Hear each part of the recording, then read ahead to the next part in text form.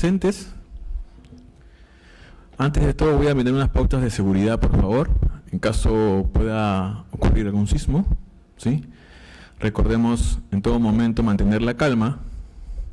Como segunda pauta es estar presentes, ¿sí? Y atentos a las indicaciones de los prevencionistas. En este caso, yo también soy un prevencionista de riesgo, ¿sí? Luego conocer nuestras rutas de evacuación. Desde la butaca A hasta la H, nuestra ruta de evacuación es por las escaleras aquí, que están aquí al costado, utilizando el pasamanos, y vamos a dirigirnos hacia las puertas que están aquí posteriormente a mí, ¿sí? Y de la fila I hacia adelante, nuestra ruta de evacuación es por las puertas por donde hemos ingresado. Ahora nos dirigimos, una vez que estemos afuera, vamos a ubicar los círculos de zona segura. Estos están pintados de color verde con un borde amarillo. Y nos ubicamos dentro del círculo, siempre siguiendo las pautas de los prevencionistas o brigadistas en este caso. ¿Y dónde ubicamos estos círculos? Tenemos aquí atrás en la avenida círculos de zona segura, en la explanada y también en el estacionamiento. Sí, recuerden siempre mantener la calma, y también le pedimos por favor que está prohibido el consumo de alimentos dentro del auditorio, ¿sí? Cuidemos las butacas, por favor, ¿sí? También recordarles que a todos los asistentes que participen con nuestros ponentes, los colaboradores del Centro de Idiomas tienen algunas sorpresas para ustedes. Los que han estado el día de ayer también ya han podido apreciar esto, así que participen activamente con los ponentes, por favor, ¿sí? Ahora, sin más preámbulo, vamos a empezar. En este primer Congreso Internacional de Idiomas del SENATI, vamos a presentar a nuestro primer ponente el día de hoy. Él es un educador dedicado con una vasta experiencia en diversas plataformas educativas actualmente. Se desempeña como consultor académico en la SBS, donde capacita a docentes de todo el Perú. También colabora con profesionales de la minería poderosa y estudiantes de posgrado de SAN. Con más de 15 años de experiencia en docencia y capacitación, Sandro ha sido fundamental para guiar a estudiantes y educadores hacia la obtención de las certificaciones Cambridge, B1, B2 y C1, con prestigiosas titulaciones como Cambridge Delta. Personifica un ferviente compromiso con el arte de la enseñanza, tras residir en Estados Unidos, Australia y Nueva Zelanda. La exposición de Sandro en diversos entornos lingüísticos ha enriquecido su léxico y perfecciona continuamente su capacidad docente mediante un riguroso desarrollo profesional, que incluye la finalización de los 3 módulos del programa Delta y la participación activa en seminarios y conferencias. Su dedicación inquebrantable le permite ofrecer constantemente una educación de la más alta calidad a sus estudiantes. Sin más preámbulo, presento a nuestro primer ponente. Fuerte aplauso, por favor, para el señor Sandro Chávez Ortiz. Thank you. All right, so very good morning, ladies, gentlemen. It is a real pleasure for me to be part of this lecture. Well, we're going to have 2 lectures. This is the first one, right? Well, as he said, I'm representing SBS, but today I have the honor also to represent Cambridge, since they asked me to be part of this, right? Well, to begin with, we're going to talk about the communicative approach. CLT, or communicative language teachings, is another way that it's called. And at the same time, we're going to see some strategies to motivate learners. Yep. What are the aims of this lecture? First of all, to define the communicative approach and explain its key principles, to discuss personal and professional experiences that influence our decision to become educators, and here I'm going to ask for your participation, right? He'll be around with Mike, and also you can get some, I think, prize rewards, right? To review effective strategies for fostering the development of the 4 language skills, to explore practical approaches for motivating students in language learning contexts, to analyze Gardner's theory of multiple intelligences as an explication for language teaching, and finally to reflect on our own language learning experiences and identify strategies that supported our progress. Right? Basically, this is what we are going to see today, but not necessarily in that order. It can be different order, right? Oh, sorry, there was one more, sorry. To examine the key conditions necessary for effective language learning. In case you have any doubt, please do not hesitate to let me know. All right. I want you to think and share with the person that is next to you. In case you are alone, please try to get together with somebody, yeah? Because I want you to share this together. Do you remember a teacher who inspired you to choose this profession? All right, think about it. And also, can you recall a bad teacher? I put in quotations, right? Like, perhaps it was their level of English or their attitude. I don't know. Can you please discuss together in person, group of 3, these 2 questions just for a minute? Okay, can you get together, please? So, the ones who are in the back, please try to get close to somebody, please. Don't be shy, all right?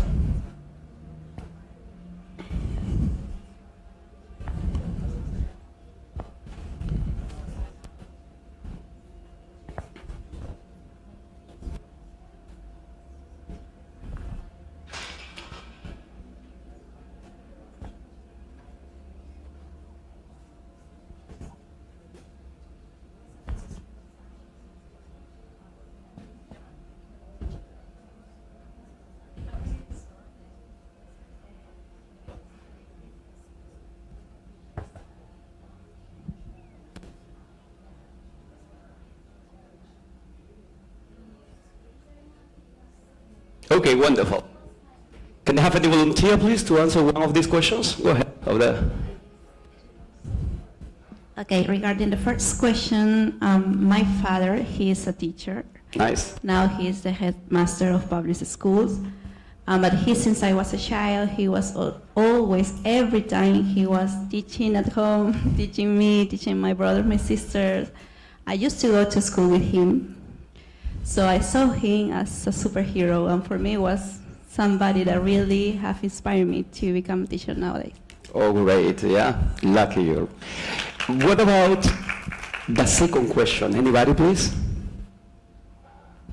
Nobody wants to talk about that? Okay, go ahead, thank you. All right, good morning, everyone. When I was in high school, there was it was a math teacher. And I had a bad experience with his classes and the lack of motivation that I used to have in his class. So yeah, that's what I can remember about his classes. Now, Okay. even though I was really good at math. Yeah, but sometimes they demotivate, right? Yeah, Yep. you know, motivation is really important when That's you give class. meaningful. Thank you. Can you hear me? Yeah, all right. I appreciate your participation, ladies. And yeah, I wanted to start this with these 2 questions because we chose this profession for a reason. And we had some models, but also bad experiences. And I had one bad experience that really has an impact on me. But then I tried to understand why this teacher was like that, perhaps had a bad day. I don't try to justify this, but what I want you to understand is that whatever we say can affect other people. So we should be really careful before saying something. As far as I'm concerned, it happens to me. Like sometimes if I had a bad day, it can affect the way I perform. But I always be careful whenever I say something, when I get feedback or, because, we have sometimes some students that don't want to participate, are not motivated. But we have to try to see why. Now, I want to share this experience, but we're going to check this vocabulary, right? What is you don't have it? Have you heard of that expression? You don't have it.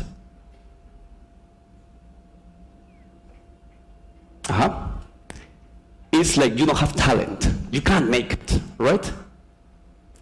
To run into someone is when you see someone, unexpectedly, when you meet somebody unexpectedly.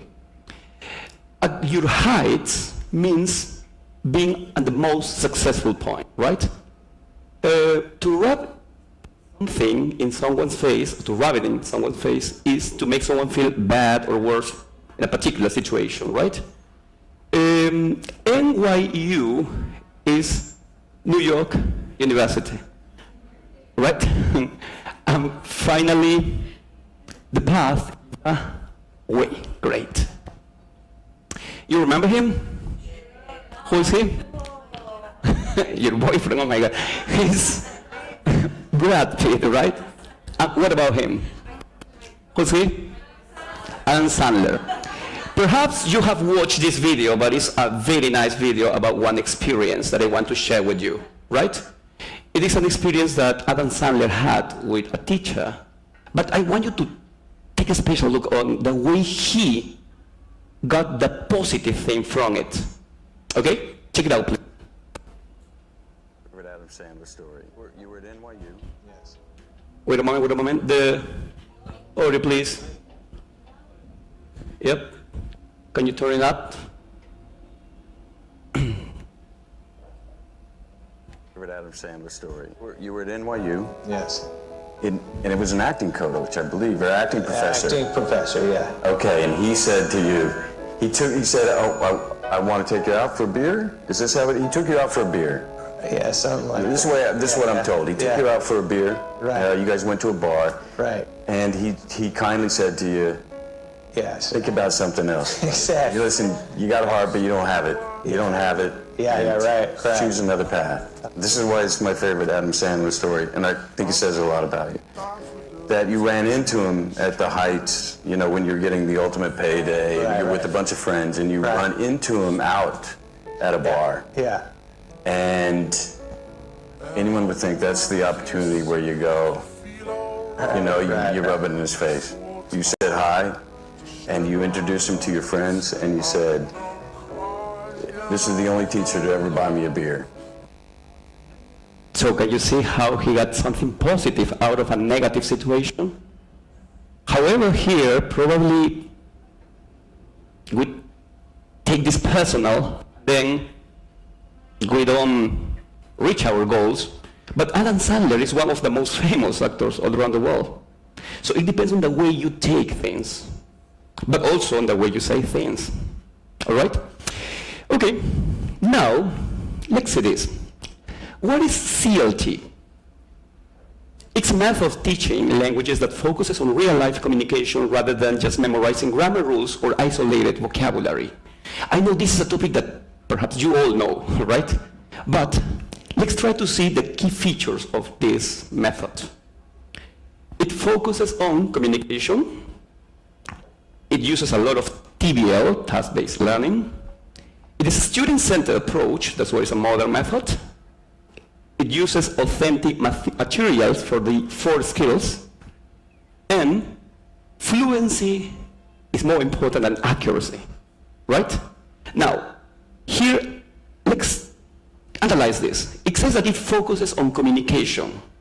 It means that if we compare CLT with other methods, there are many methods that just focuses on learning, let's say, vocabulary, grammar rules, yeah? But what happened to our students? When they have to produce, they have a lot of difficulties. Perhaps it happened to you. It happened to me, right, when I was learning. So here, the goal is to use the language effectively in real-life situations. In other words, it focuses on meaning over form, on the use more than the structures. TBL is used because students engage in meaningful tasks that reflect real-world tasks. Role plays, debates, interview, problem-solving simulations, right? Something that must be practical and when they have to use their language, right? It's a student-centered approach because the student is the main focus of the class, let's say, right? It's not teacher-centered approach. So, learners take an active role where the teacher acts as a facilitator rather than just a lecturer. Authentic material for the 4 skills. Real-life texts, videos, and conversations are used instead of artificial exercises. I want to point out this because we use books, and there are books that are wonderful, right? Really, really good.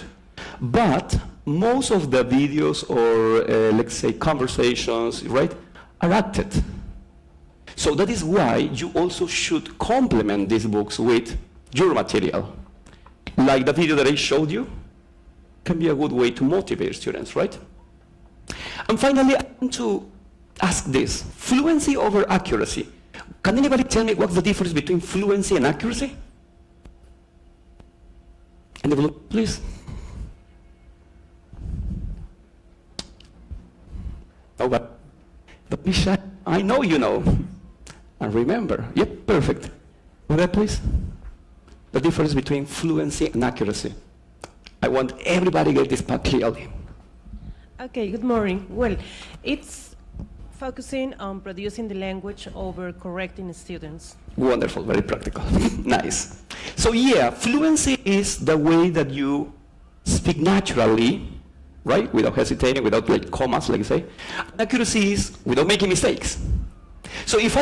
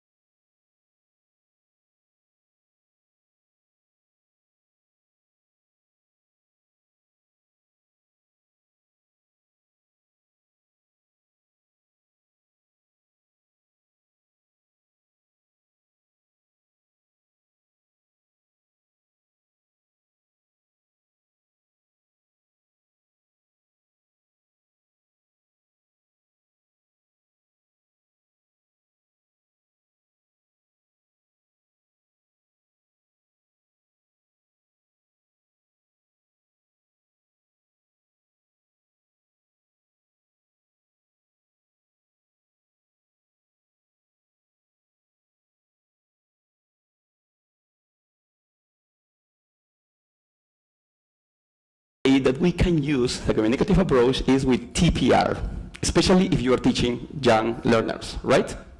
TPR is total physical response, great. And we can use in different ways with subjects, verbs, adverbs, like, okay, class, sit down fast. Later, walk to the door. Girls, jump like a frog. So, whatever you want. But here, to begin with reading, one thing that can help a lot is action-based story reading. Young learners are really full of energy, and we have to find ways that they can release that. So, I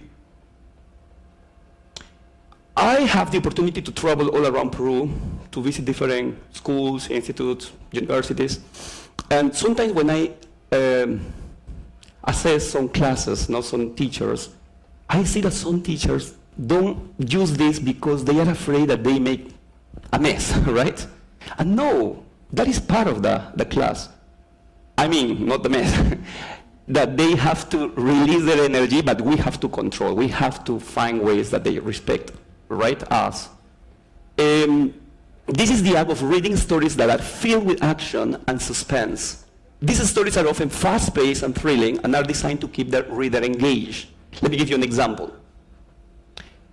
There's a part of the story that says that every afternoon, the children play in the giant's garden. So, if you want to focus on Lexis, you would say like, play. How do you play? All right, children start doing some mimics, some action, right? Or giant, and probably they make something like representing that like mimics or ways. Now you can say, but you're not speaking. Yeah, wait a moment. First they need to understand and then they can produce also. Otherwise, it's nonsense, right? Or like this part, the birds sit in the trees. So birds Okay, they can do something like this. And if some of your students see that, others that don't understand will assume what is represented. Yeah? So this is one way that I just want to share with you, or sit, or in the trees, also you can make some mimics to show that. Apart from this, when working with listening and speaking, we can see that, I don't know if it has happened to you, but listening is one of the ways that it takes more time to develop, right? Especially because of the accents, right? Or exposure to this. But there are ways. You know, listening is a receptive skill, speaking is a productive one. We mean, when somebody speaks, you get some input, that's listening, right? And the output is what we produce, right? And they are linked, they are connected. So, we have this kind of exercises, right, in our books. It says here, listen to a phone call between Ron and Max. Which theme in exercise 1B do they talk about? So, previously we worked on these lexes. Right? There's collocations, go to a cafe, a restaurant, a club, to the cinema, concert, go for a walk, do some sports, right? Once that you make sure that they understood the vocabulary, you can do that. Because we don't know, I mean, when we listen, we don't know which accent we're going to listen. And that is a challenge. So we have to make sure that they understood the vocabulary. Now when we work, it says, which of them do they talk about? As you can see there are 7 different tasks, right? Or phrases. The point is that getting one of them is easy, right? We are going, since we are teachers, we're going to do the 2 exercises together, okay? In letter B says, listen again, are the sentences true or false? Correct the false sentences. First one, Ron doesn't like his new job. And there's an example, right? False. Ron likes his new job. Number 2, Ron likes all the people in his office. Number 3, Ron wants to meet Max tonight. And 4, they agree to meet. Second point to consider, they should understand the sentences, right? If they don't understand, it's impossible for them to do it. The vocabulary, like, this is more or less like a basic, let's say, 3. Yeah, more or less, basic 3, I think.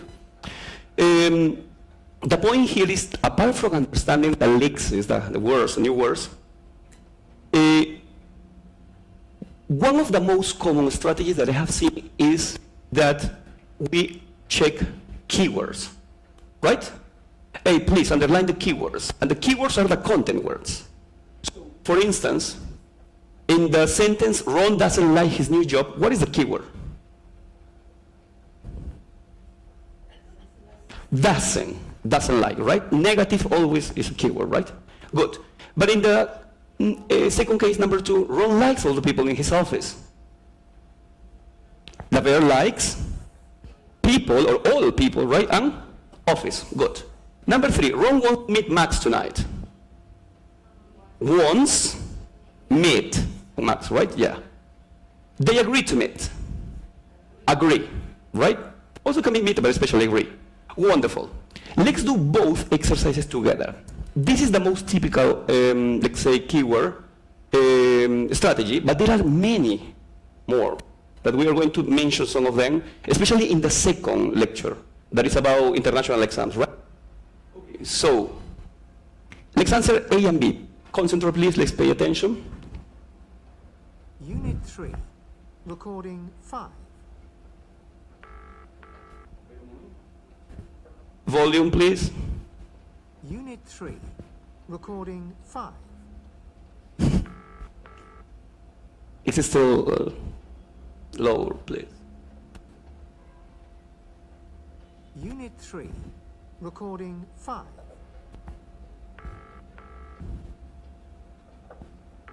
Is anybody there?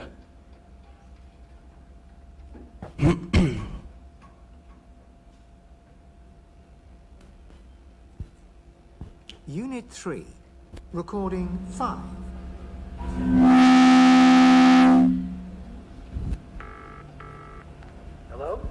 Hi, Max. It's Ron.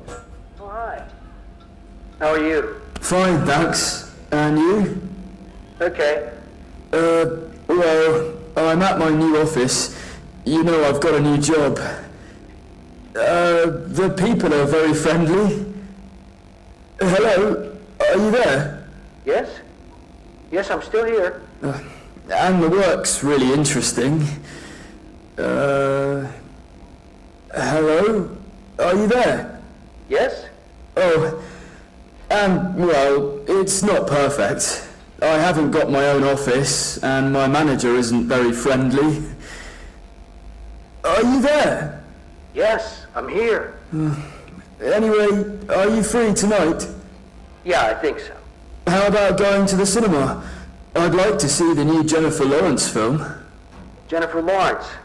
Ah, wait, I'm busy. Sorry. Oh, okay, well, maybe next time. Yeah. See ya. Bye. Okay, thank you. So, first of all, which was the activity, sorry? Can you repeat, sorry?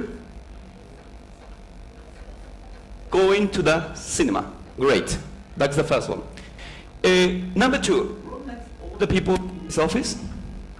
No. There's one person. He doesn't like his boss. Okay. Ron wants to meet Max tonight? Yeah. Do they agree? No. Why not? Max doesn't like Jennifer Lawrence, right? Okay. Yeah, I'm free, but when he... Oh, sorry, I'm busy. Okay. Now, notice that the last one, yeah, I mean, you answered all correct, but I asked something that was not here. Always try to ask a question that is not there, especially for strong learners. Because strong learners find this sometimes easy. So you have to bring something extra.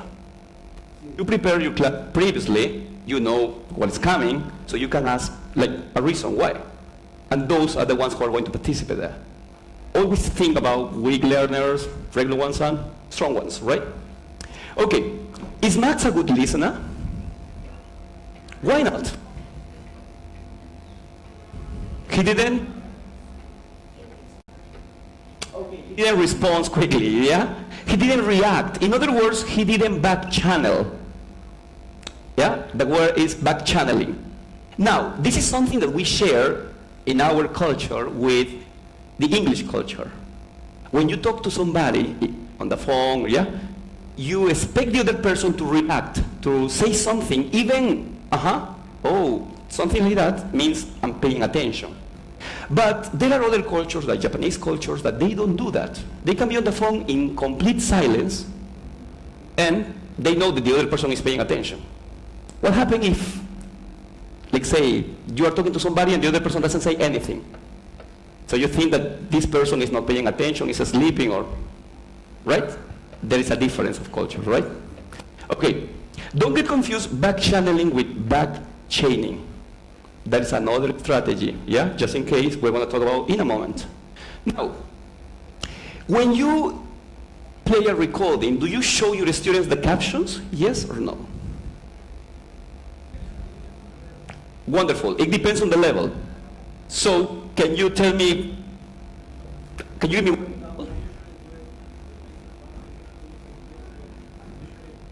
with basic 1, 2, all right? And why not with intermediate, for example?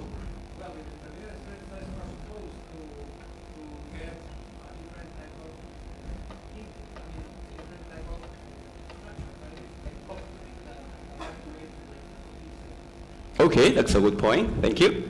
Can you just give the microphone, please? Okay, yes, I agree with the colleague, but I have also say that sometimes students can be, students in the upper intermediate levels, they are so sure of their answers and they complain. No, but teacher, they say that, okay, yeah, but they say this, so listen, see the caption and then realize that there were a couple of words they didn't get at all. So it's also important to show them. Excellent. I agree with both of you, but I would like to add something. The first time that they listen, don't show the captions. try to see how much they understand, even if they are in basic 1, in intermediate, in advanced. The second time, the third time, if you have time, yeah, because they can learn more, and they can associate different patterns, right? How to pronounce. Even if it's upper intermediate, advanced, it's good because there are things that we don't understand 100% when we're students, especially, right? So show them the captions. I'm saying this because some people say, no, you shouldn't. Why not? But not the first time. The first time is to see how much they understand, right? Okay, now, finally, listen to a phone call between Ron, again, but not this time with Amy. And this time we have to complete this note below with the information you hear. For instance, they meet at time, at which place, and the film starts at what time. So, they know that they have to complete this. But let's be honest, there are some students that are out of their minds, distracted, yeah?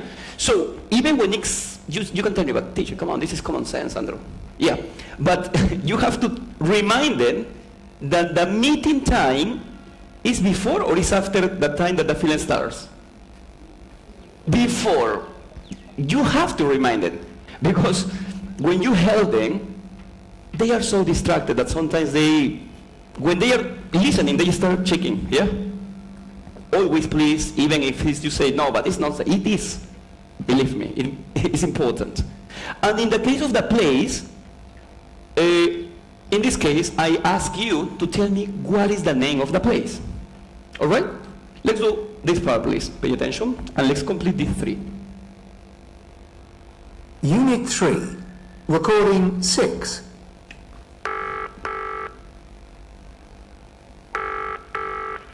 Hello? Hi, Amy. It's Ron. Oh, hi. How are you? Fine, thanks. And you? I'm okay. How's your new job? Good. The people are very friendly. Uh-huh. And the work's really interesting. That's great. It's not perfect. I haven't got my own office, and my manager isn't very friendly. Oh, that's a shame. Yeah. Anyway, are you free tonight? Yes, I think so. What would you like to do? How about going to the cinema? I want to see the new Jennifer Lawrence film. Sounds good. Where's it showing? At the ABC in town. Okay. What time does it start? Let me look. The film's at 6 o'clock and at 8:30. What time's good for you? I finish work at 5, so 6 is good. Right. How about meeting at 5:30 at the cinema? Yes, that's fine. Great. See you there. Yeah. Oh, how about asking Max? You call him. Okay. Bye. Bye. So asking Max, yeah? All right. The boy here that, what time do they meet, sorry? 5:30, 5:30. What is the place? Yeah, but what is the name of the cinema? ABC, right? ABC. And what time does the film start? 6. Is Amy a good listener? Yeah, why? Good, she reacts, she back channels, right? Now, as you can see, if you find ways, it's not that hard for our students, but we need to make sure that even things that we consider that they should know, make sure that you remind them. Yep. And after this, because I have seen that some students, some people tell me, but how can I get a product out of this?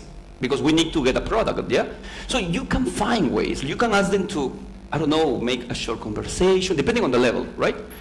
To, in their own words, say what they understood, but always please connect to a product. Now, these are the answers, yeah? Good. When they ask me, how can I improve my listening? I say, well, you have to practice.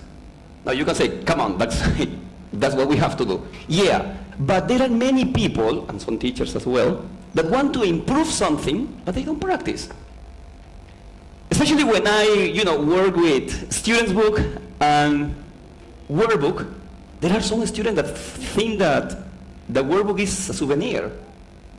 They never open it. And they ask me, but how can I improve? Hey, come on, please, first practice in your workbook what we are learning. Then you can ask me for something and I can give you different tips. Like in the case of listening, well, you can expose yourself to different accents, check, I don't know, watch videos or can be Netflix or whatever you want with captions. Or perhaps if you want to improve your listening, you need to improve your speaking. Because otherwise you're expecting them to pronounce in a way that you mispronounce, and then that's what making you, I don't know, like refrain from learning what you should, yeah? Anyway, now, how to use the CLT in our lessons? First, when you ask questions like, do you like English? Why do you study English? Or you think English is important? Our students tend to give us short or long answers. Short. Why short? There are so many reasons why, right? Yeah, they try to give like just something like, okay, do you like English? Yes or no, that's it. But this is not a yes-no question. Why do you study English? Because it's important. Yeah, because I'm forced to. Yeah, somebody's pushing. Yeah, that's true. You think English is important? Oh yes, because, and they give you something short. Now, you work hard with them, then they learn, you find ways, and they tell you something like, my English skills, in my mind, it's like this. But when I speak, it's like that one. Yeah, there's no, right? There's no connection there. The point is that it happens. It's like when you say, oh, I understand, but I don't know how to speak. That's typical, no? Right. But yeah, then you find ways, you tell them, okay, you need to learn vocabulary, some structures, and they start producing. However, when they then speak better, and they take an international exam, they get a C, or a low score. Why? Because it's not only about speaking. Now they also have to learn functional language. They have to put this into their repertoire, right? And we teach this, but we tend not to use that. We have functional language for giving points of views, agreeing, disagreeing, speculating, circumlocution. There are so many different ways, and we have to put that into practice. If you want to get a high score, if you want to pass, I don't know, a B2, a C1, or a C2 of Cambridge with a high score, you need to show your level of English by using expressions, phrases. And that is what we have to do with our students from the very beginning. Do not expect them to be in intermediate. I think, no, come on, all right? You can start with 2, 3 phrases and then more, okay? Now, apart from this, that is related to speaking, I want to talk about these two famous approaches, the most common. The process approach and the product approach when it comes to talking about writing. Which one is the traditional and which of them is the modern, let's say? Which one do you use more? Because I suppose you use both, yeah or not? Let's talk about the product approach. Because I guess, remember when you were a student, this was the most commonly used by the time. The product approach is a traditional one. It focuses on the final submission. Our teachers in the past, well, it happened to me, I don't know if it happened to you, but they used to use a red pen, yeah, like to focus on the mistakes. It focuses on language use rather than content, so grammar, punctuation, spelling, right? They assign marks. It was a teacher-centered approach. There were a lot of individualistic practice, one draft, and there was no chance to resubmit. Now, probably now you get an opportunity, yeah? But this is the product approach. And also called model approach, because you show a model to them and then work based on that, and they have to do something similar. But the process approach is the one that has become more popular nowadays because it's the modern approach. And it follows on steps, real writing steps, from planning, drafting, revising, editing, and submitting. This has a collaborative practice.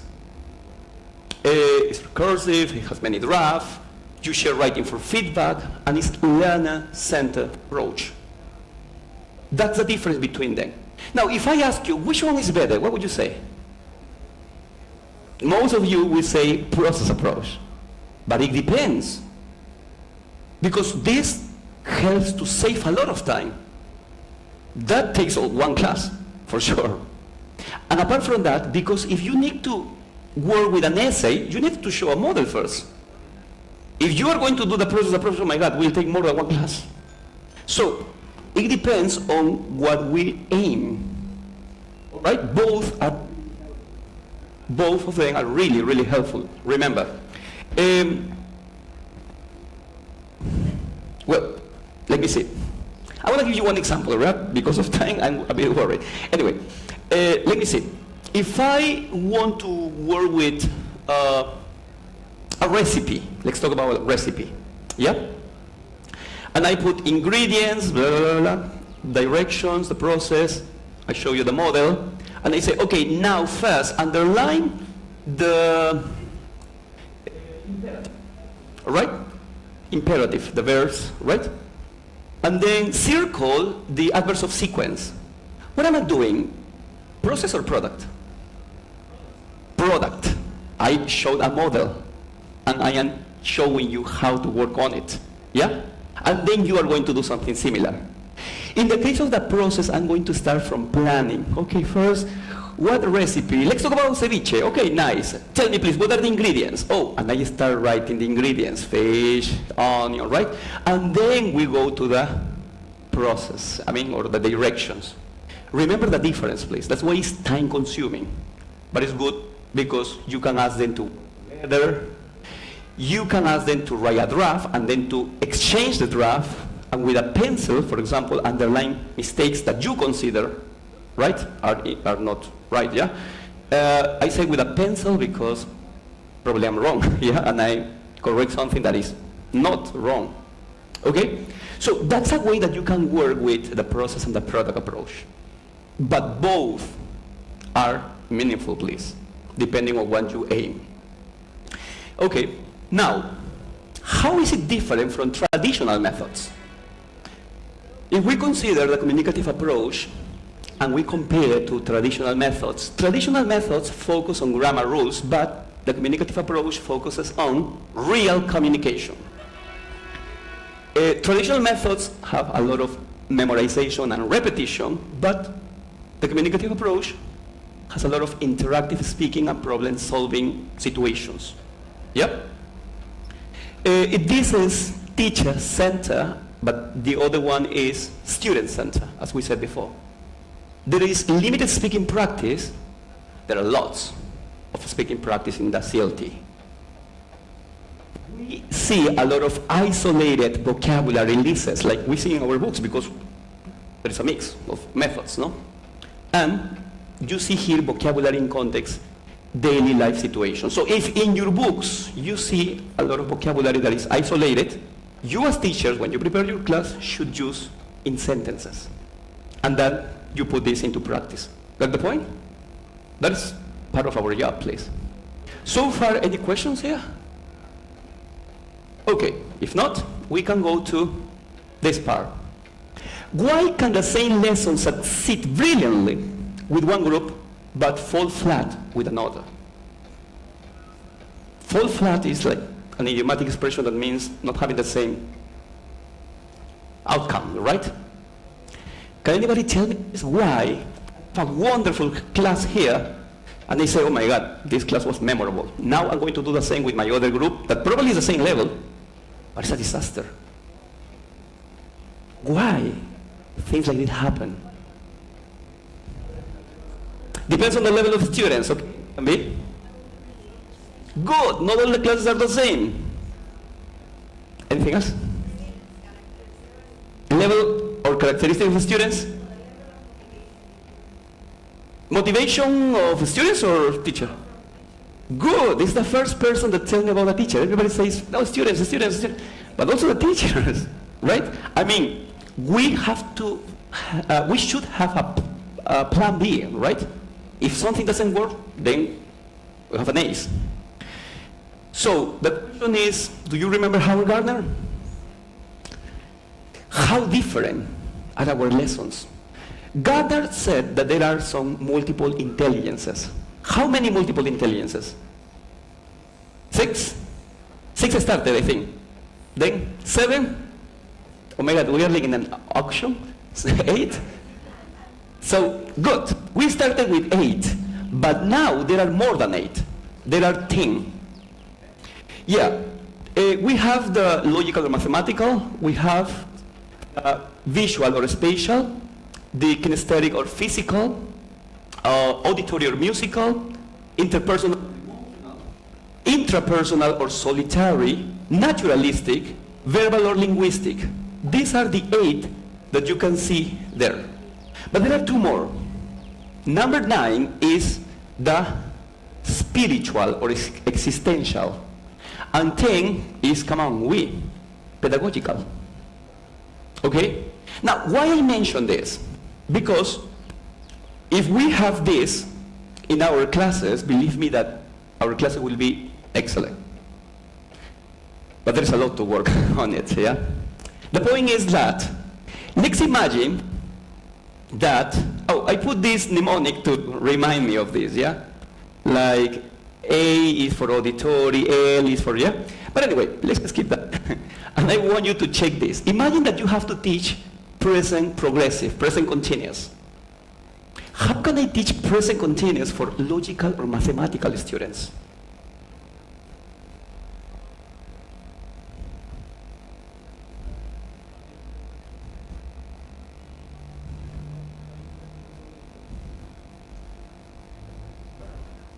In a square, you mean like showing shapes like that?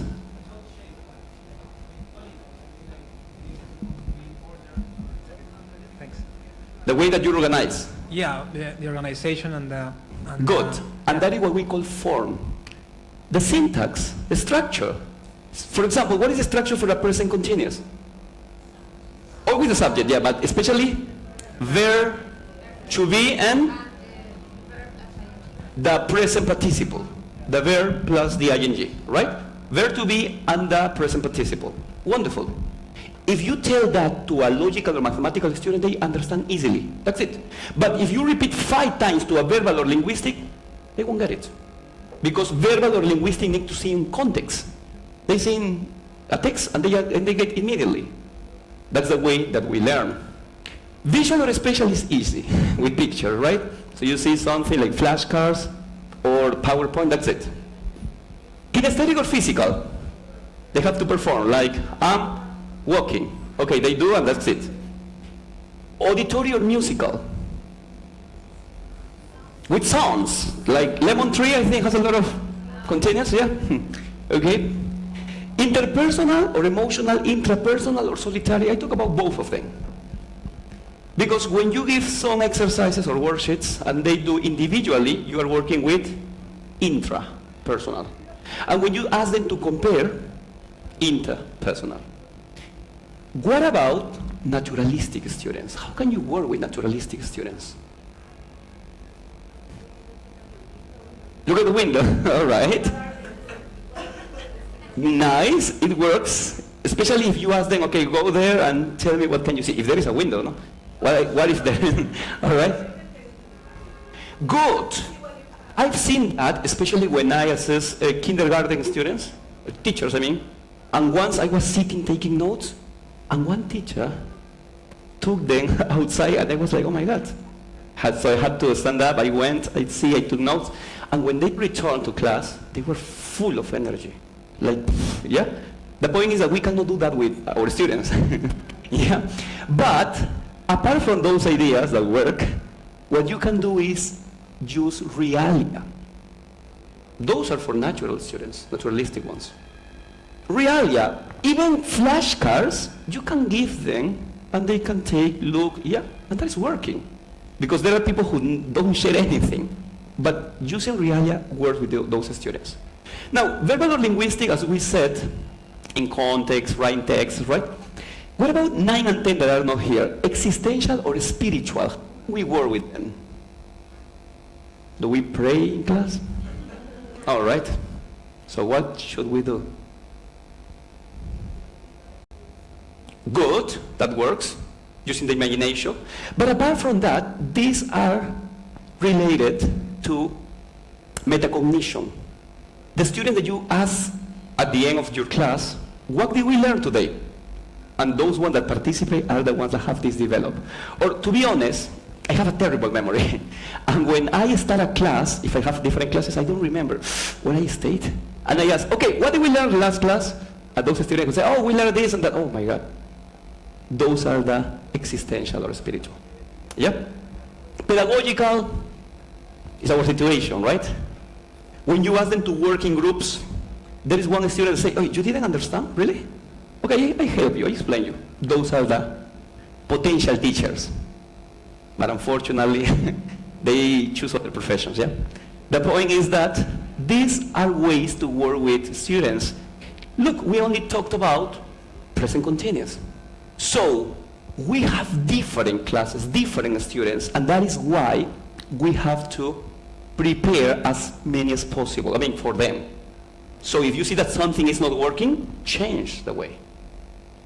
Got it? Beautiful. Now, how to assess? Paula, can you please read that for everybody?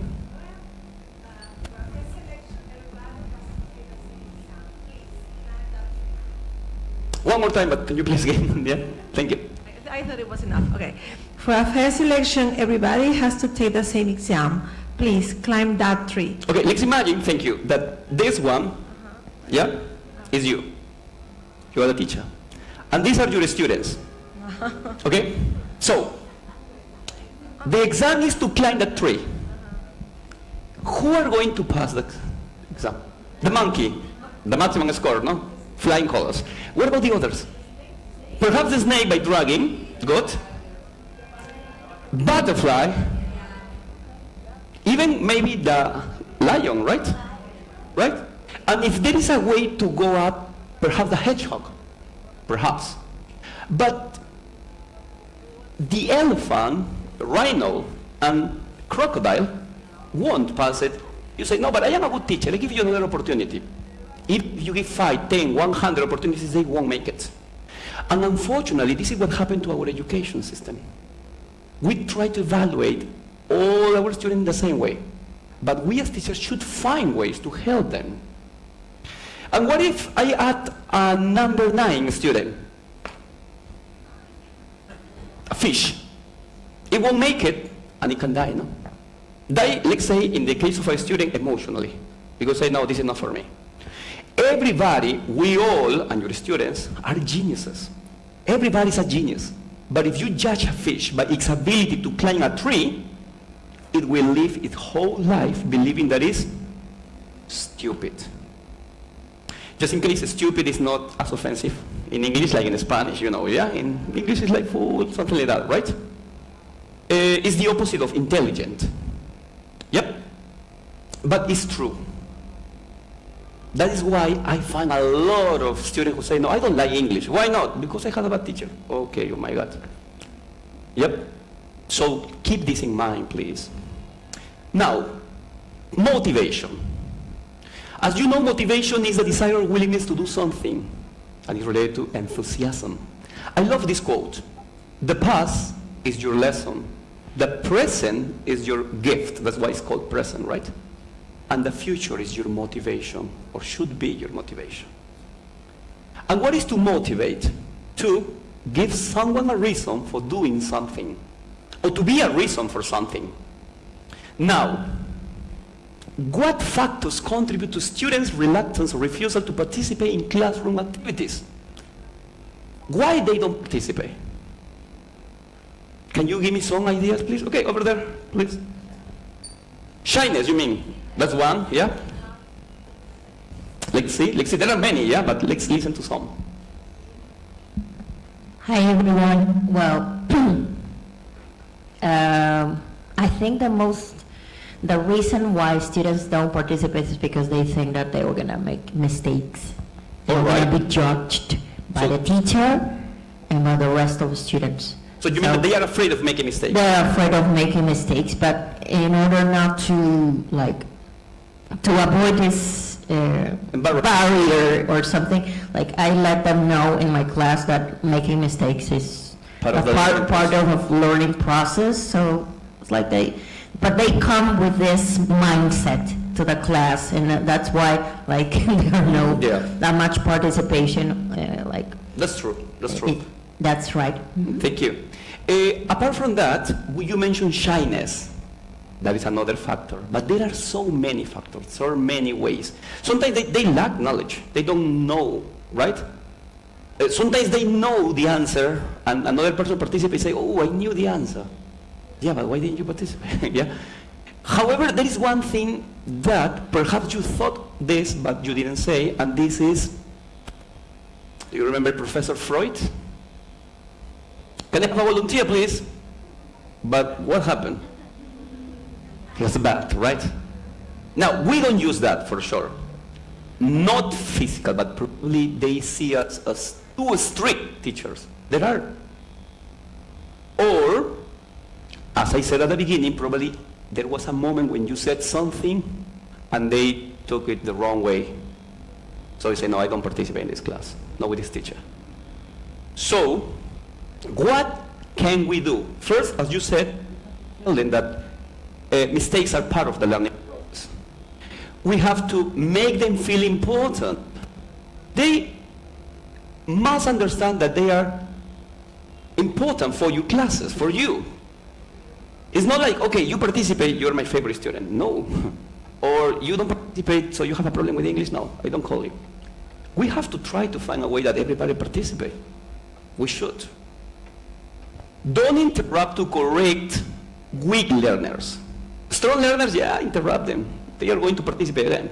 But weak learners, no, because there are situations when some people participate for the first time, you interrupt and they don't participate anymore. So, let finish and at the end you give feedback. Use peer teaching. Sometimes they don't feel that confident to you, but with their partners, they feel really confident. But when they are working together, you have to monitor. It's not time to be on the phone. Yeah, no. We have to monitor them to see that they are working and you can help. It's like, sorry, I forgot to mention, but when we were listening, yeah, there are teachers that when they are, playing a recording, they monitor. No, that's terrible. Because if you monitor, you are a distractor for them. You have to be like a phantom there. Don't move, like really still. Yeah? Because listening is a time where you have to focus on it, concentrate. Yep. Okay, and finally, don't force them to do things they don't want to do. I've seen teachers say, okay, go to the board. No, go. Like, I'm the authority, I'm the dictator here, what? Don't do things like that. Just to give an example, right? And what is the most important thing is like communication is key. Always talk to them. Yep. Okay. Now, what is that? It's a tongue twister. Some people tell me, but they're for children. No, no way. They're fun.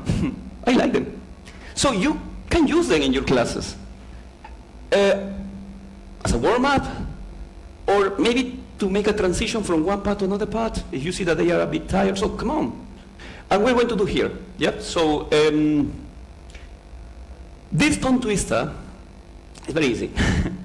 But you need to understand what is can. The first can is modal verb. The second can is only a verb. And the third can is the noun. So, can is to express an ability, right? The second can is to put something in a can. What is that in Spanish? Enlatar, right? Because can is the thing, yeah? The second one is the verb. Good. Now, let me pick somebody. So, Can you please help me? Okay, somebody there? I think somebody's going. Okay, over there. Wait a moment. Perfect. Can you read that, please? Okay, good morning. Yeah, before saying, I know another version of that. Oh, wonderful. When I remember I read it in a Kinder book. It was, Oh my God. Can you repeat? Nice, wonderful. It was in a kindergarten.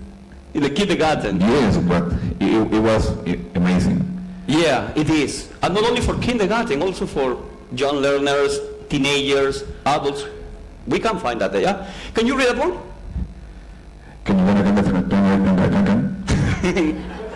Nice, yeah? Okay, you want to try, right? So come on, have a go. It is. You want me to read the... Perfect. Go ahead. Can you can as a canner, can? Good. The only thing is that it should be faster, right? But it's good. Can you can as a can? But you have to practice to do that because you have to be the model. It's not, okay, you read and... No, yeah?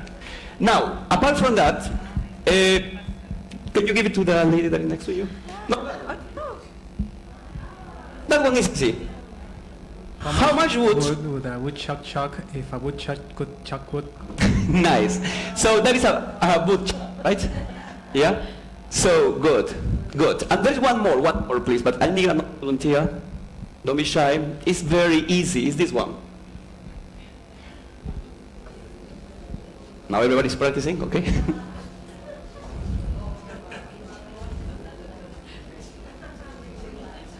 So, thank you. Go ahead. Please.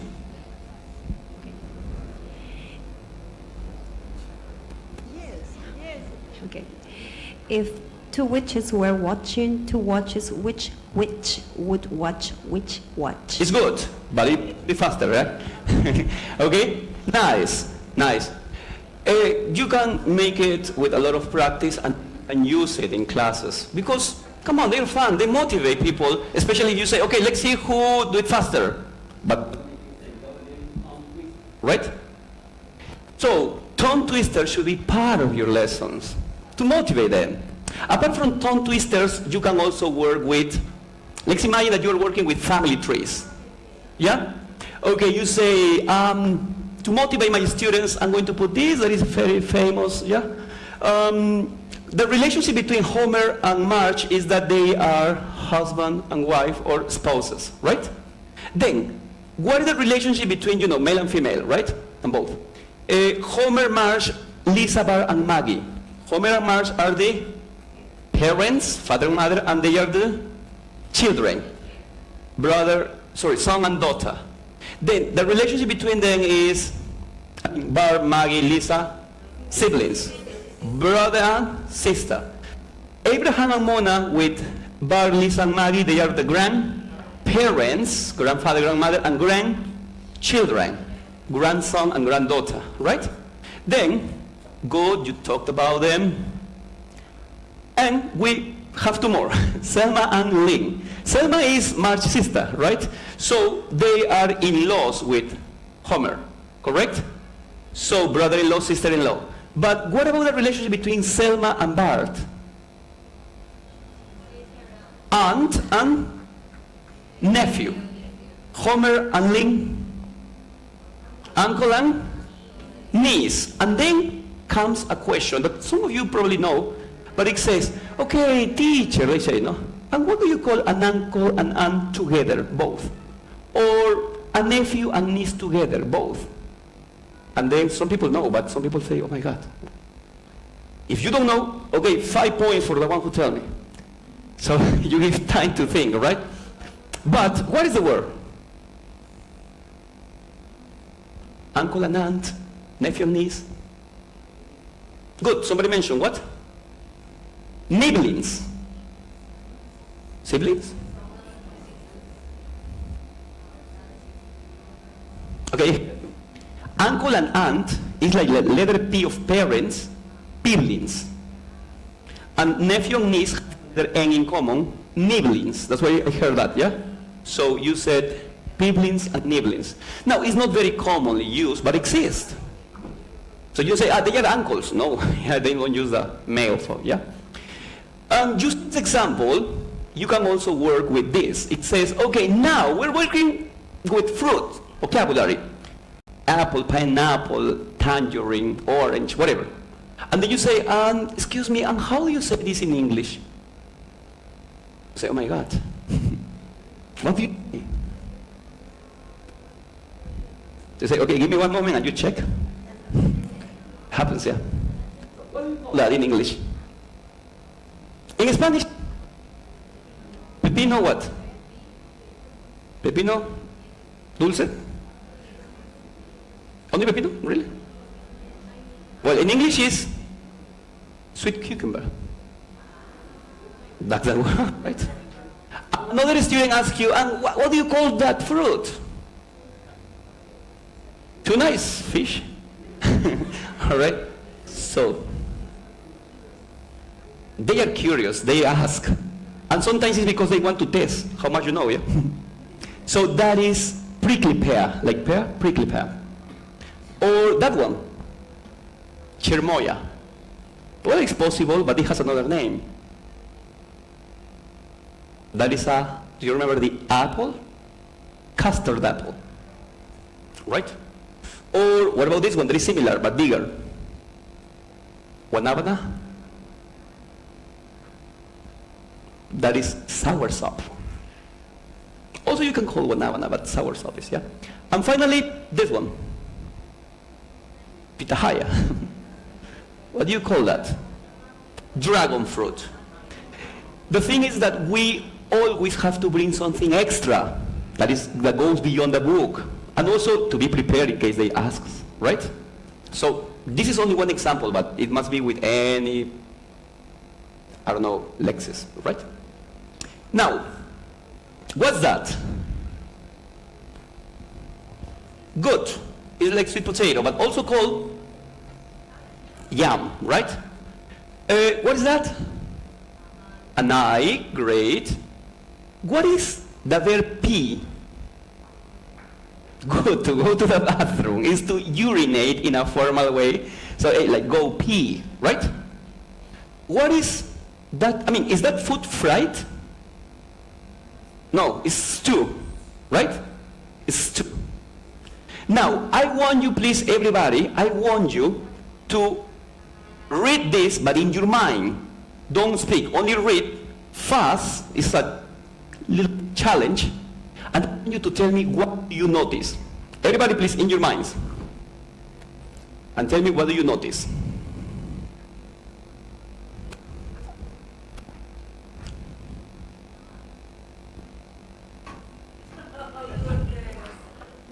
So, what happened? So it says what? I am stupid. But we previously mentioned that the word stupid is not offensive in English, just in case, all right? If you use this in class, you have to use it with a class that you know is not so messy, right? Yeah? And respectful. Otherwise, yeah, these are jokes.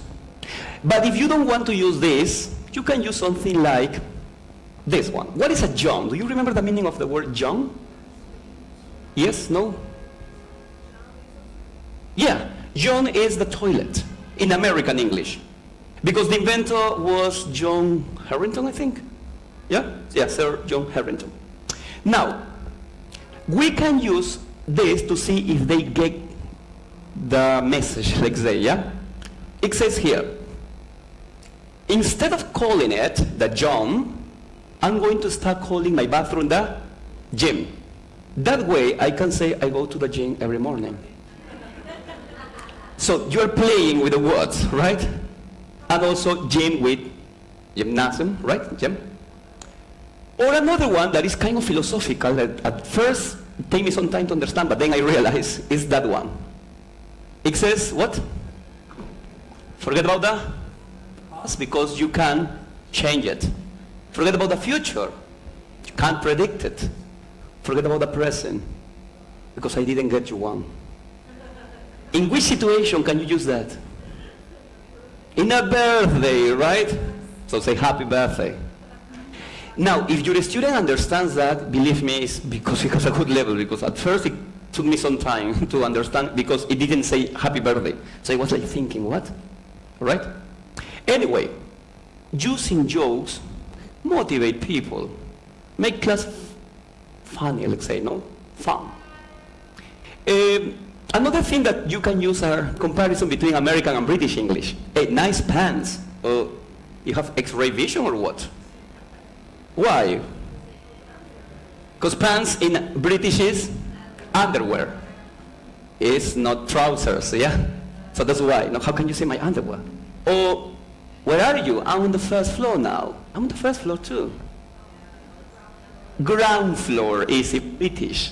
That is why the first is what we call the second, right? This is something that students like when they learn from both languages. And especially if you also practice the pronunciation, the difference between address and address, or adult and adult, advertisement and advertisement, again and again, banana and banana, cafe and cafe, garage and garage, herb and herb, mustache and stash, privacy and private, schedule and schedule, tomato, tomato, the phrase also, yeah, vitamin and vitamin, weekend and weekend, issue and issue, tissue and tissue. What I meant to say is that apart from teaching this, you gotta be careful. Like sometimes some students pronounce in a way, and you say no, that's incorrect. It's like this. But what if it is correct? Yeah. So let's be careful. Okay, here I have wings and I'm able to fly. I'm not a bird, but it's so high in the sky. What am I? Wings, able to fly, not a bird, but I'm so high in the sky. Plane, good. And what is it called? It's a riddle, right? A riddle time. Another one, feed me and I live, give me a dream and I die. What is it? A bit more challenging? I help you. It is fire. Great, fire. One more. It was supposed to be in pairs, but sorry, because of time, I want to. Yeah. I have keys, but no locks. I have space, but no room. You can go outside. What am I? Can you repeat? Good. Keyboard. Keys, no locks. Space, no room. Enter, but go outside. What I'm saying is that this also is to ask them to work together, to think, to speculate. Maybe it's this or that, yeah? So why not? And there are lots of riddles, yeah? Let's use them. This is the British flag, right? Culture quiz. When you use probably Kahoot, Werewolf, Bamboozle, quizzes, whatever, you have this kind of questions, no? Questions and a multiple choice. Like, what is the goddess of victory according to Greek mythology? Rebel, Nike, Fela, and Adidas, right? Or, who invented the first jeans? Levi Strauss, Lee, Calvin Klein, Wrangler? What is the capital of New Zealand? Sydney, Auckland, Wellington, or Melbourne? And the British flag is popularly known as Jack Union, United, Union Jack, or Union Jack. I heard somebody mentioning all the answers, that's good. Yeah. But the point here is that you can prepare something with any questions that you want without the use of the internet, because sometimes when you want to use Kahoot or something, there are problems of connection and it takes time, so you can also use this. I mean, it helps a lot. Yeah, the answers are, letter B, Nike, right? Who invented the first jeans? Levi's, right? Levi Strauss. Capital of New Zealand? Auckland is the most popular city. Wellington is the capital. The British flag is popularly known as Union Jack, right? Okay. What is back chaining? It's a technique that believe me, it really works with all students, especially when they cannot read or pronounce properly, right? I'm going to give you one example. Can you help me? Can you help me? I want you to repeat. Pay attention, everybody. Repeat, please. Mythology. Greek mythology. Okay, everybody, beautiful, that's nice. According to Greek mythology. Victory according to Greek mythology. Goddess of victory according to Greek mythology. What is the goddess of victory according to Greek mythology? Thank you. It works with all students. Don't ask me why, because I'm not into science, right? But the point is that it's really helpful. I have tried with students who, when they say, okay, what is the goddess of victory according to Greek mythology, and they couldn't speak, okay, I use this technique and it works. Believe me. Okay, who is she? Hannah Montana, nice. And who is she? One, yeah? Okay, Miley Cyrus. She's a singer, used to be an actress, right? To be honest, I didn't know anything about her. But I had to, because there is a nice song that is called Flowers, right?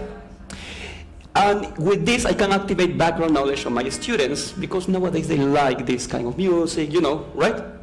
And they say, okay, let's work with some collocations, yeah? I can say flowers and blah, blah, blah. Probably some of them know, some others not, but you can work. Let's see if the volume probably is too up, let's see. But listen and complete. Okay, they listen and complete. And they complete, right?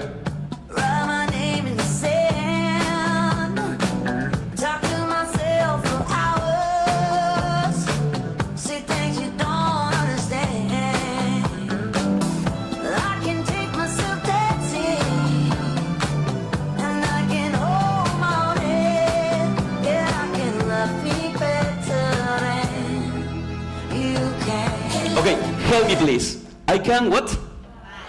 Buy myself flowers, write my name in the sun, talk to myself for hours, say things you don't understand. I can take myself dancing, and I can hold my own hand. I can love me better than you can. Okay, probably I can use, I don't know, the Beatles, Rolling Stones, or whatever I like, but they won't. So I have to find something that they like, and then the students will see you as something that is part of their community, right? That's what we need to do, right? That is to integrate current topics of interest. And what is more, excuse me, who is he? Bruno Mars. And Bruno Mars has a beautiful song that is called When I Was Your Man. And in the lyrics, he says something like, I should have bought you flowers and held your hand. I can buy myself flowers, I can hold my own hand. They say, should have given you all my hours. It should be should have given, yeah? Should have given. But anyway, they do that on purpose. All my hours. They say, I can talk to myself for hours. Then say, take you to every party because all you wanted to do was dance. And you say, I can take myself dancing. So if you tell this to your students, they will say, oh, probably they were in a relationship. They speculate, right? But what is more, they love you because they say, oh my God, he knows more than me or whatever. Or just give me something, yeah? Like, that is the song. You flowers and held your hand. Should have given you all my hours when I had the chance. Take you to every party, cause all you wanted to do was dance. Now my baby's dancing, but she's dancing with another man. And again, even if you like her or not, the point is that you found something that they love, and you gave some information to them, and then they love you because they think you're into that. Okay, this happens, right, in online classes, and it's terrible, yeah? But if that happens, try to find a way to talk to them, not to allow them, because probably they can be sleeping, yeah? If you use Kahoot quizzes or any other, please, that's good, but don't make them so dependent on it. Because then you are the favorite teacher and the other that doesn't use is the worst teacher, sorry. Come on, find a balance. We want to have wonderful classes and we can make it. But remember that we are the refuge of our students. This can be dramatic, but it's real. He lives with her grandmother, her parents broke up, she didn't have breakfast, his mom had depression, his stepfather mistreated her mom, her father is alcoholic, his mom works until late, she feels alone. I'm choosing this for a school. But in the case of institutions, like institutes, language centers, it's pretty much the same. The point is that probably not about moms, but probably about in a relationship, or we all have problems. That's why we should be empathetic. However, being empathetic is not telling, okay, you have problems, I give you extra points. No. You can give opportunities, you can find ways. And that is why in some schools in China, they do this, and I love it, honestly. Take a look at this. In some schools in China, students are shown emotional videos at the start of the school year. These videos highlight the dedication and hard work of their parents, not just the struggle to earn money, but the daily sacrifices made to support their children's education. From long shifts to quiet acts of care, these stories remind students of the love behind their schooling. The goal isn't guilt, it's gratitude, to help students study harder, appreciate their parents more. I think that's really worth it, yeah, because we all had somebody that sacrificed. And this is one video, similar, yeah, but short, really short.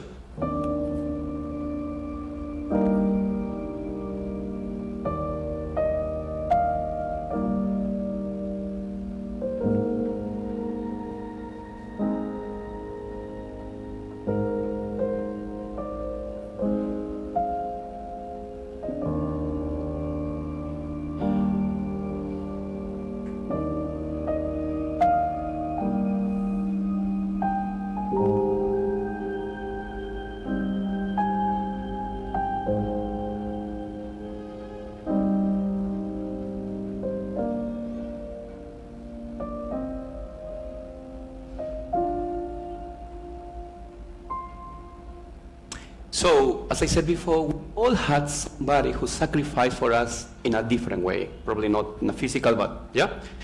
And I believe that if we show something like this to our students in schools, yeah, it can change a lot of their minds. Yeah? The point is that we always should find something motivating for our students in any context, because that can change everything. Just to finish, in this last part, at the time, we will have classes like the first one, but we need to find ways to motivate them. We need to be motivated first, yeah? Sometimes some students speak in a very low voice, as if they need a loud hailer, right? The point is to also give confidence, because they need to project their voices, right? Praise them a lot, please. Tell them, well done. Even if they are making mistakes, okay, but your participation is considered here. And the next time, probably you will be better. When you have somebody that participates a lot, like the teachers, right? Ask them like to, okay, now is your turn, but please choose another person. So you have the power to choose somebody. I mean, don't tell them, no, you're not, because we cannot do one or another thing, like, okay, you participate all the time. Everybody needs an opportunity, but be careful with that, yeah? It happens. And when you give feedback, there are different kinds of feedback, depending on, like, I don't know, you can even correct with repetition, with elicitation, clarification, recalls, right? But one that I really like is the sandwich technique. The sandwich technique is say something positive, but be honest, please don't invent. Then what needs to be improved, and finish by being nice, like say another thing that is positive. Because people like to listen to something positive. And that softens the message, right? So that's what we need in our class. Just to finish, two things. First, benefits of drills. You need to use drilling in your classes. It develops a learner's confidence, helps learner guide their tongues around new words, picks up pace and maintains the student's attention, develops ability to produce and understand connective speech, and less confident students can take part and not get embarrassed, because if everybody repeats like we did with back chaining a moment ago, everybody participated. Yeah, your voice is there, right? And you improve. Okay, Just to finish, I want you to tell me, do children learn faster than adults? Yes or no? Everybody say yes? Why? Why do they learn faster than adults?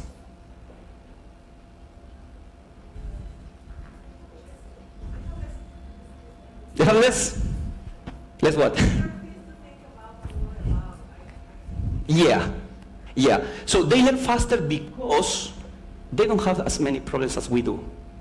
And they don't put many excuses as we do. Sorry, I can't, I have to do another thing. They focus on what they are learning. That's true. So don't tell me no. Sometimes I ask, who is more intelligent, you now or your younger self when you were 10 years? Don't tell me my younger self, please. No, it's not. Yeah? Now you, based on experience and everything, you're more. But true that when you were younger, probably you didn't put a lot of excuse, and we do. That's terrible. I finished with a short video that probably some of you know, but others not.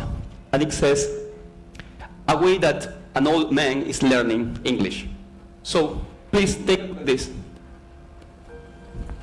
The volume, please.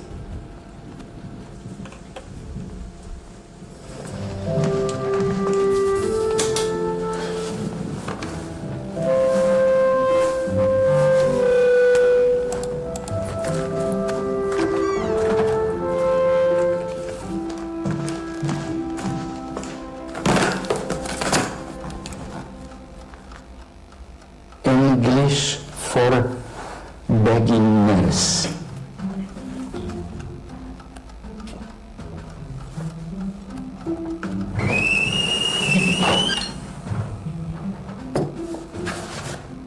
I am, you are, he, she, it is.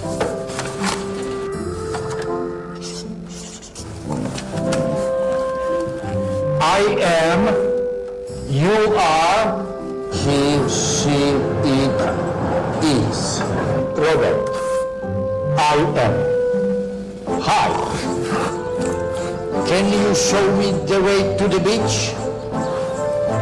Towel, breakfast, fork, knife, bread. I love you.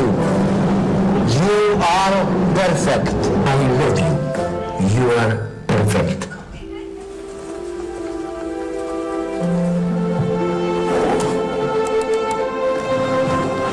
I thank you. Suitcase, slippers, toothbrush, passport, pajamas. Bigger dog.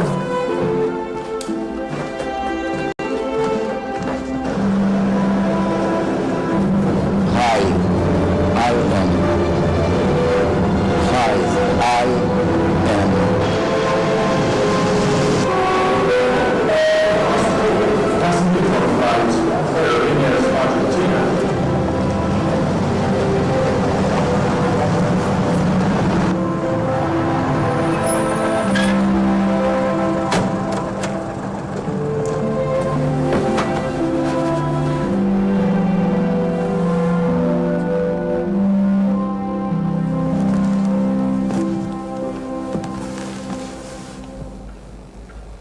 Hi, I am your grandpa. So, what was necessary for Guy? Motivation. That's what we all need as teachers, to be motivated and to transmit that to our students. So that was our first lecture for today.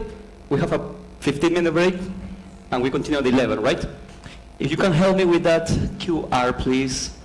It's a short survey. I really appreciate it. Yeah? Thanks a lot.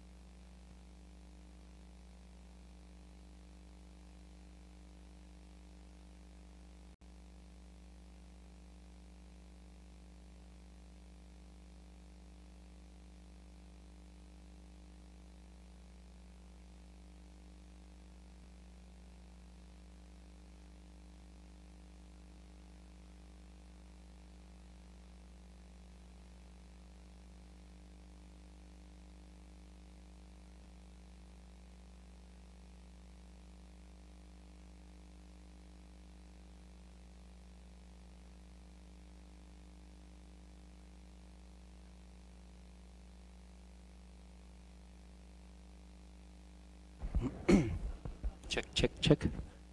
All right. Yeah. Yeah. Okay, hello everybody. One more time. This time to talk about a topic that is one of my favorite. Yeah. So talking about international exams is something that I really love. Well, as you can see here, the importance of sitting national examinations and how to approach them. To be honest, I added this part at how to approach them because I consider that 1 hour and 45 minutes, more or less, is a lot to talk about the importance of international exams, but I'm going to talk about only 2 or 3 things that we can do in order to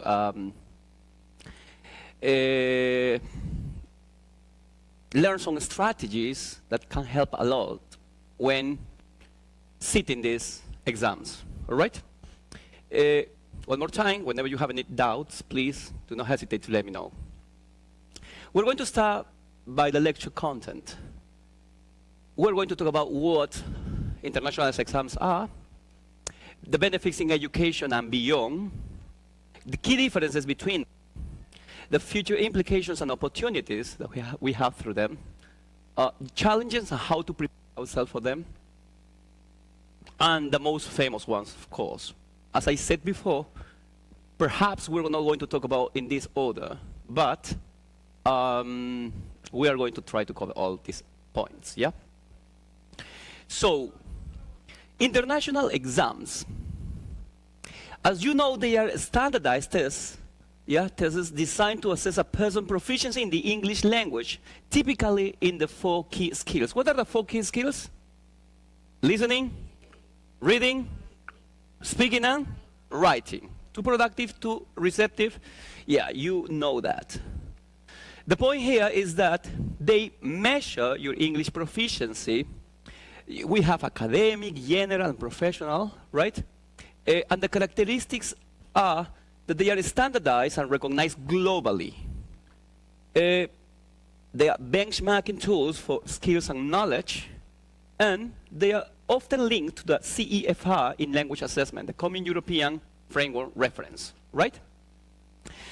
And this is one that I want to show from one student, not teacher, because I prepare students and teachers, but one student that sat the CAE, well, now it's called C1 Advanced, and I love this because she got 199 points, or marks, so she only needed 1 more to get an A, and what I was really surprised because she got, in the speaking, 210, the maximum score. So I say, oh my God, that's amazing, yeah? She was a student that I had a couple of years ago, and I was really proud when I saw this, right? So we can do the same.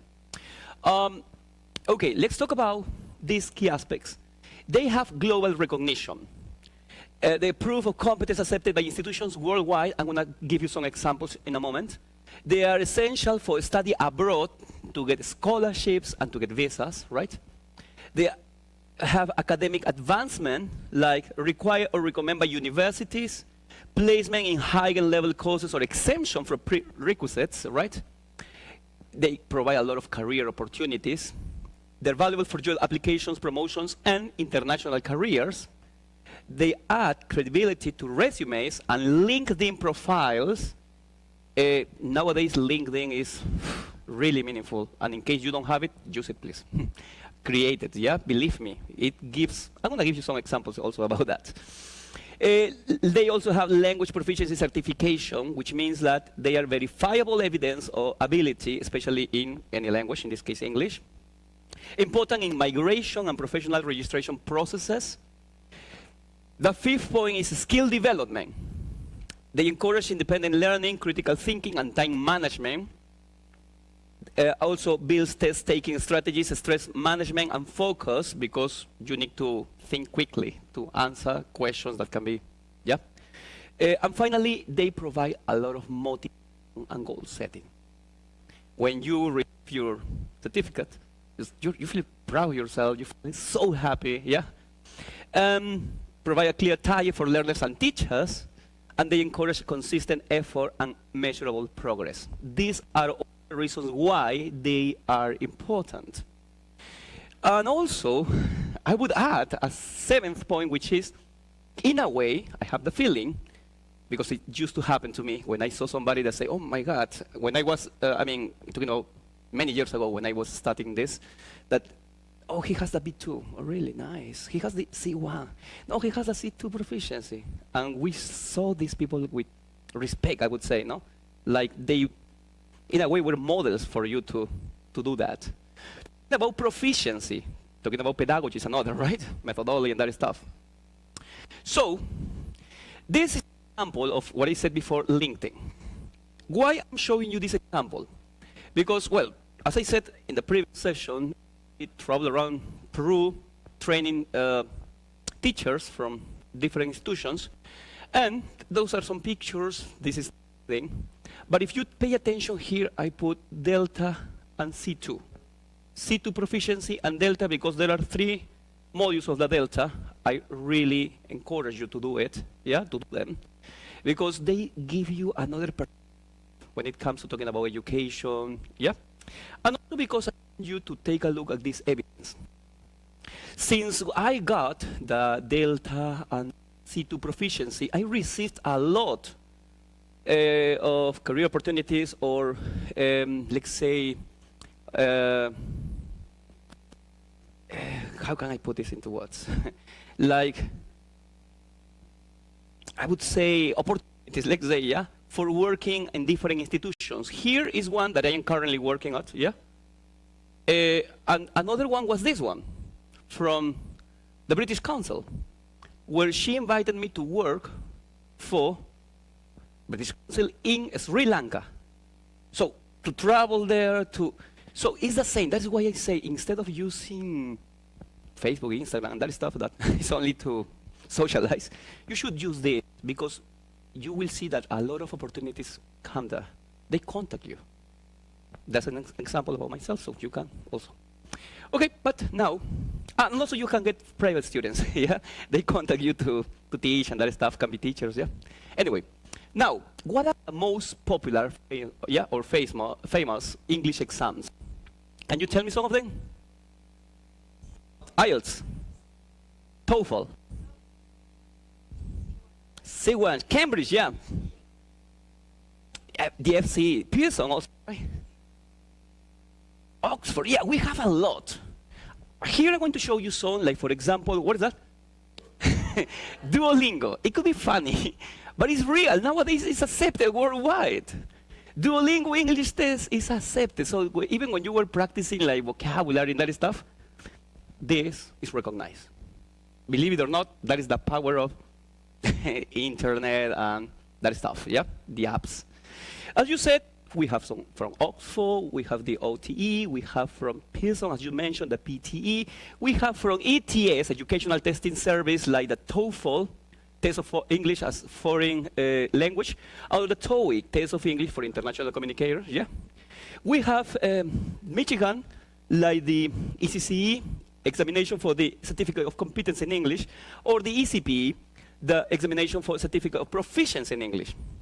Now, do not misunderstand my words, please. But to be honest, the ECPE is easier than the CPE. No, I say because some people say, no, come on. You say, okay, just, I have seen people who hold the ECPE that they don't pass the C1 advance. Believe me. So, these are the Michigans, and are supported also by Cambridge, just in case. But the others are more challenging, honestly.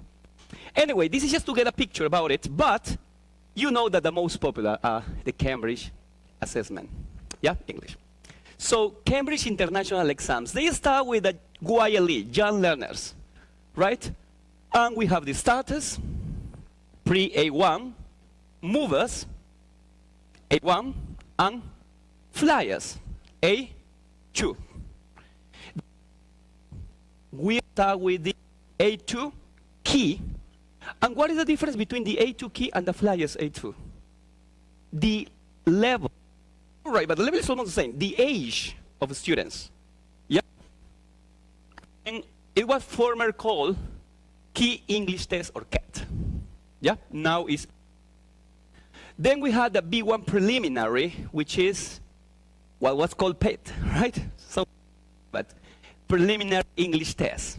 Yeah, now it's called B1 preliminary. Probably the most famous, the B2 first, that former called FC. Everybody say FC, FC. Yeah, they know this with more, but not anymore, right? FC, first certificate in English. Now, the one that people mispronounce, and they say CAE, no? But CAE is like Spanish, no? Is that CAE, right?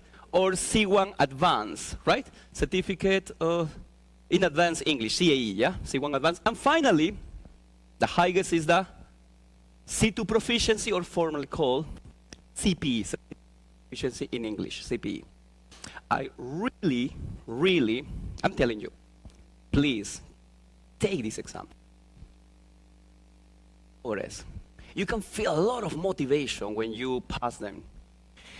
And as I always said, if I could do it, come on, you can do it. Because I'm not from another planet or whatever, yeah? So, you can do it, believe me. Apart from this, we have the IELTS, offered by Cambridge and also the British. The International English Language Testing System, yeah, IELTS. And the ones that replace bullets, which is the lingua skill from Cambridge as well. A lot of different exams that we can sit and we can see our progress. IELTS and lingual skill are more tests. They are integrated, yeah? And as you do it yourself, you can do it with your students. Motivate them to go from pre-A1, A1, A2, B1, B2, C1, C2. Come on, the sky's the limit, no? Or more. Yeah. And also, now they come like in this way. They have changed a little bit.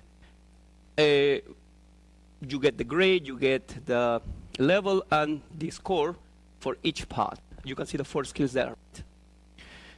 But believe me, it is really motivating. Yeah? I guess you have taken some of them, right? Can you give me some? Easy, all right. C1 Advanced, wonderful. C2, nice. C1, great.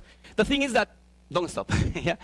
Keep going until you get C2, and when you get C2, now think about something related to methodology, right? We're going to talk about here about the TKT, the CELTA, and the Delta, right? That the TKT is the basic, CELTA is the intermediate, and Delta is the advanced.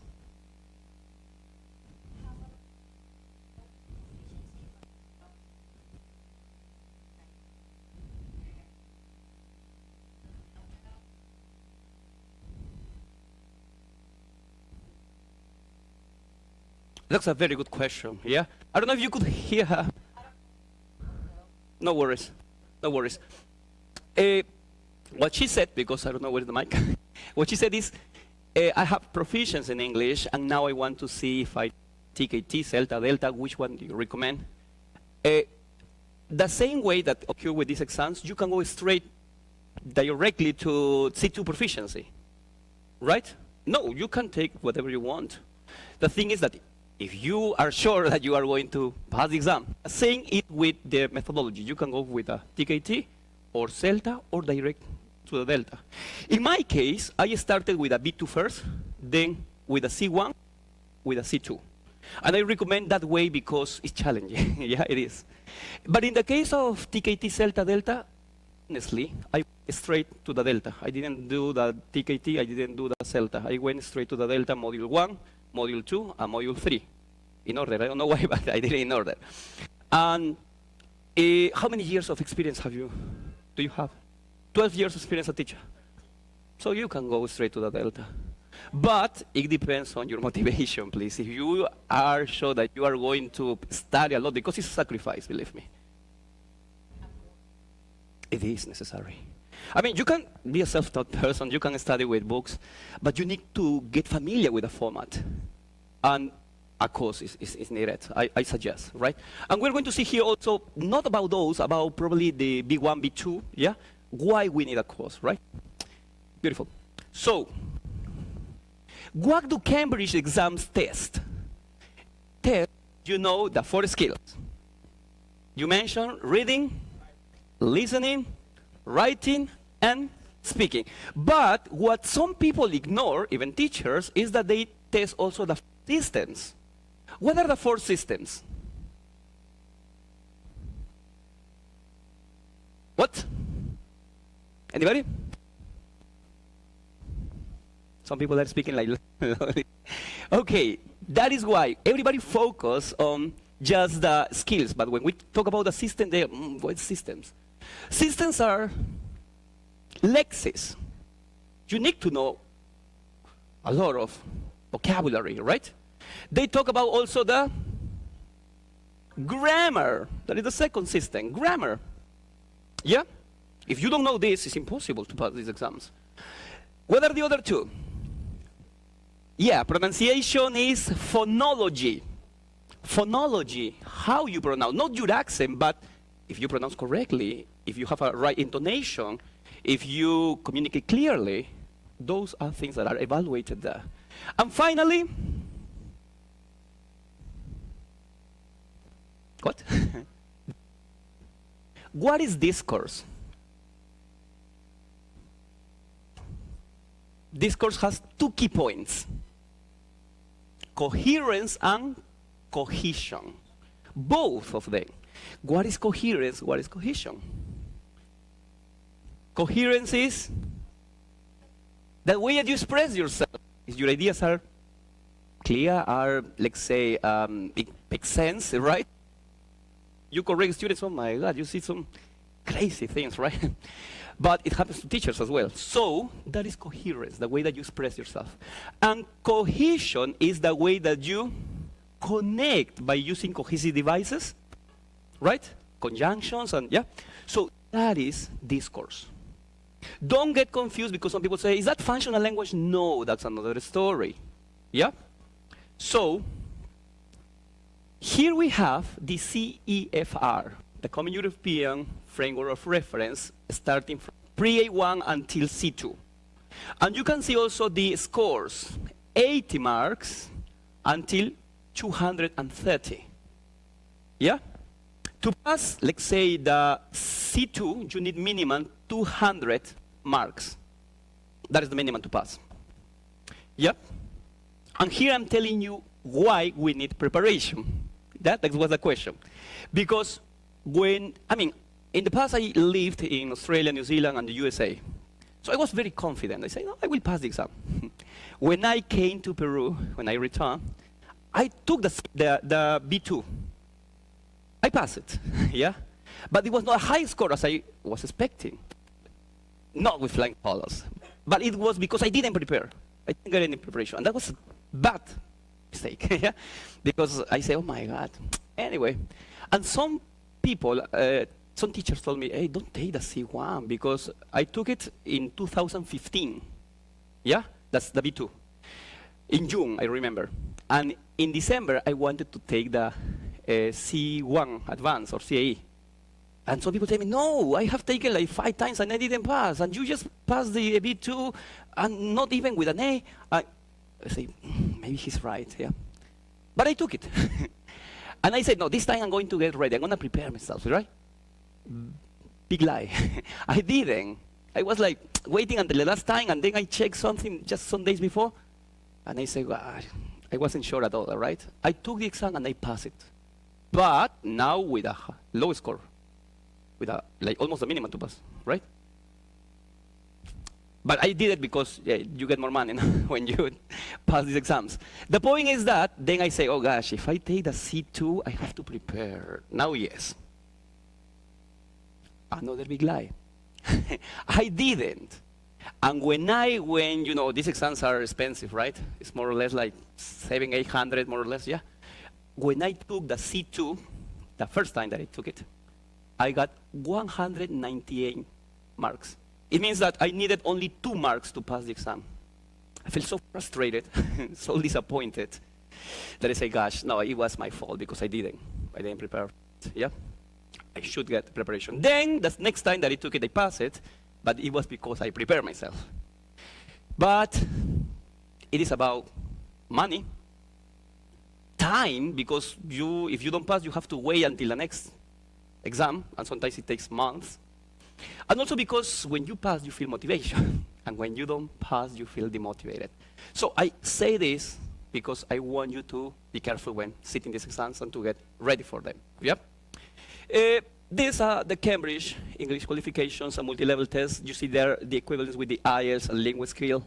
And here, schools, general higher education and business. In your case, it's in the middle, the one in red, general education. For schools is when they are still primary, secondary, right? Okay, now, this is about the, let's say, pedagogy, methodology, that stuff. As you can see here is the TKT. Here is the CELTA. Now, I don't agree with this, but anyway, because CELTA is more than a TKT, right? I don't know why they put this, probably based on the theory or whatever. But no, a CELTA, the thing is that the difference between the CELTA and the TKT is that for the CELTA, you don't need experience. It's like the beginning, let's say, but you get a lot of input. Yeah? And the TKT, you need some theory, some stuff, right? Perhaps that, but equal. If you consider this is more like basic and this is intermediate.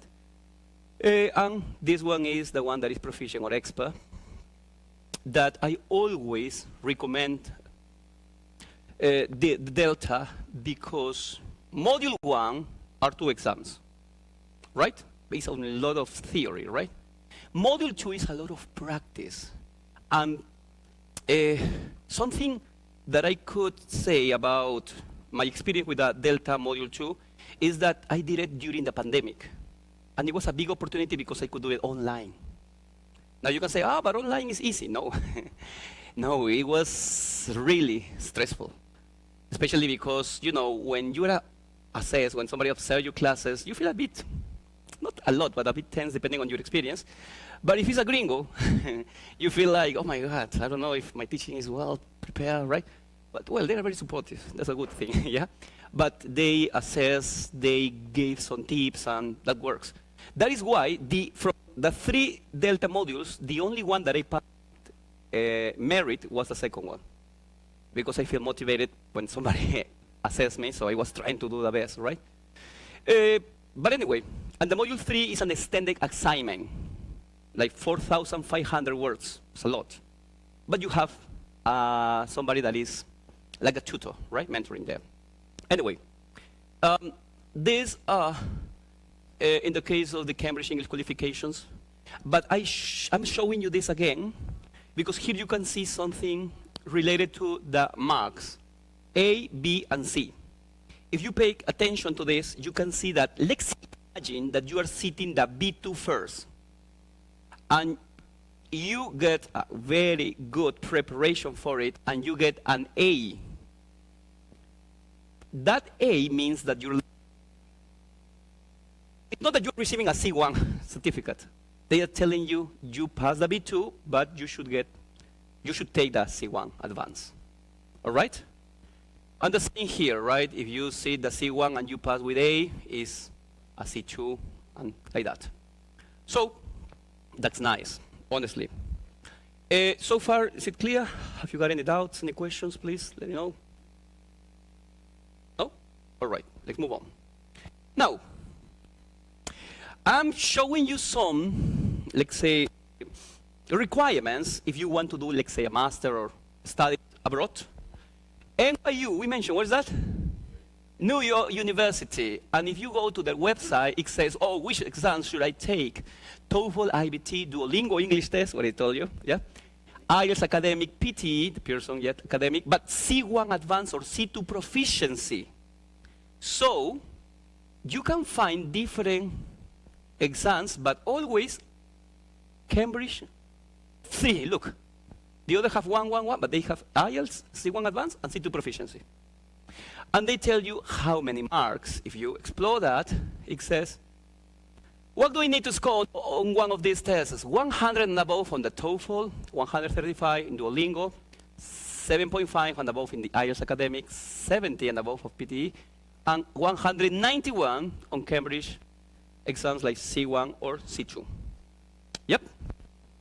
Well, this is from NYU, University in USA, and we have this from Hawaii.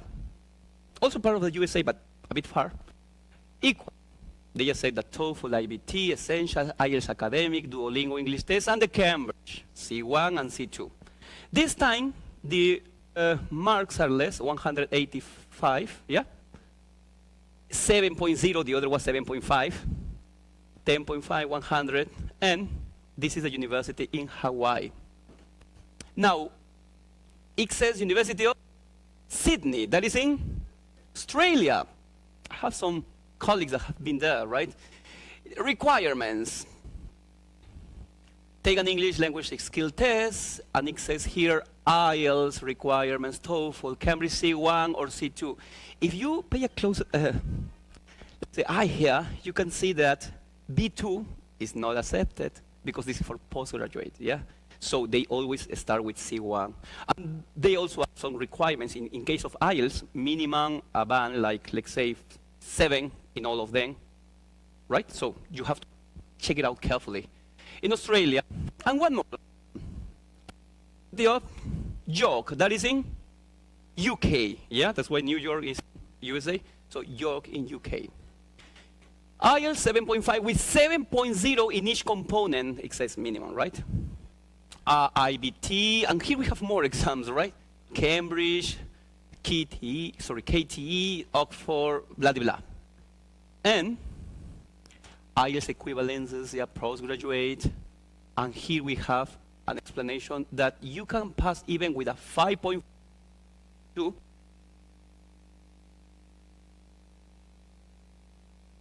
which course taking. Maybe you want to stay, let's say, medicine, and they say, no, you need to get 7 minimum. So it depends on what you want to study. All right. Wonderful. That is in the UK. So that's why I always tell teachers and students when they ask me to prepare them for these exams, I say, first check the requirements, please. That's the first thing you have to do. Then we analyze which exam you should take based on your proficiency also, no? Right, your level. Okay, let's talk about the B1 preliminary, PET. I want you to tell me, is the reading paper evaluated together with another part, or is it separated? Do you remember the B1 preliminary, the PET? Is it separated or is it together?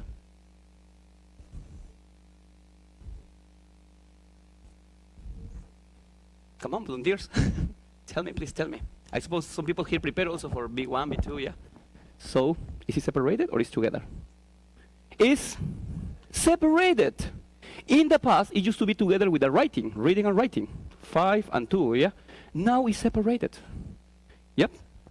How many parts are there in the reading paper? In the reading paper, not in the exam, right? Because I listen 4, heard somebody says 4, but that is the total, no? Reading, listening, the 4 skills, right? But in the reading paper, only in the reading, how many parts are there? Probably you remember the B2. In the B2, how many parts are there? 7. So in the B1, 1 less. They are 6 parts. Okay? B1, 6 parts in the reading. B2, 7 parts. The question is, what are they? If you want to sit one exam, or if you want to prepare for an exam, you need to know this. Otherwise, it makes no sense. Yeah? I give you a tip in case you don't remember. Let's start with the uneven numbers. The odd numbers, 1, 3, 5. Yeah? The 3 common. That the 3 of them, 1, 3, and 5, are multiple choice. Yeah? What is the difference? The first one is a multiple choice with pictures. Okay? 1 picture, 3 option multiple choice. 1 picture that you need to analyze, and then you choose the correct alternative. Correct? The part 3 is multiple choice, but this time with 4 options. Okay? Multiple choice with 4 options. And that is the typical text like in books, no? You read and you have to, reading comprehension, you have to choose the correct alternative. That is the most typical, that's the part 3. And the part 5 is the multiple choice close. What is a close? Good, you have a gap to complete. So, 4 option multiple choice close. Does it make sense? Yep. Okay, now let's see the even numbers, 2, 4, and 6. Number 2 is the matching. You have some show, let's say, description, and you have some text to match, right? That is the part 2. 4, most, let's say, something that you have in B1, B2, C1, C2, gap text. What is the gap text? The gap text sometimes is a headache for many people, right? Because it's like a puzzle where you have to put the right part and make the whole text. That is why today I brought some strategies for the gap text, right? The point is that the gap text is a story that some parts have been removed. And then you have to put in the right order. That is the number 4, please, remember. Yep. And finally, the part 6 is the B2 first. What is that? The part 2 in the B2 first. Open, close. That is the part 6 here, the open, close. And the open, close are gaps that you have to complete, but there are no options.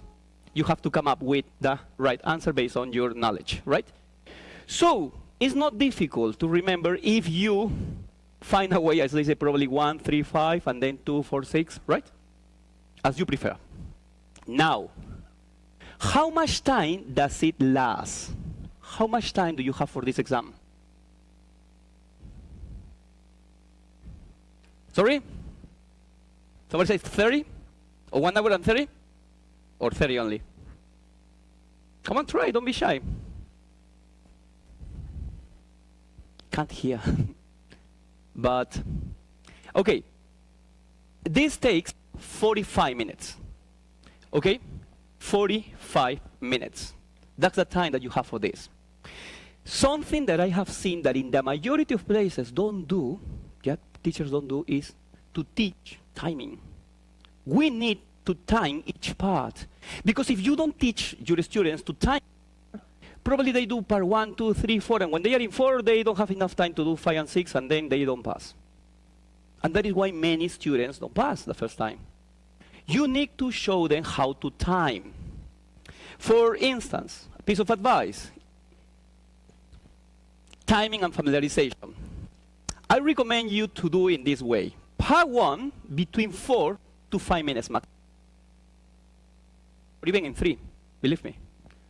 Part 2 is matching and is reading. Every time you have reading, you need at least 10 minutes.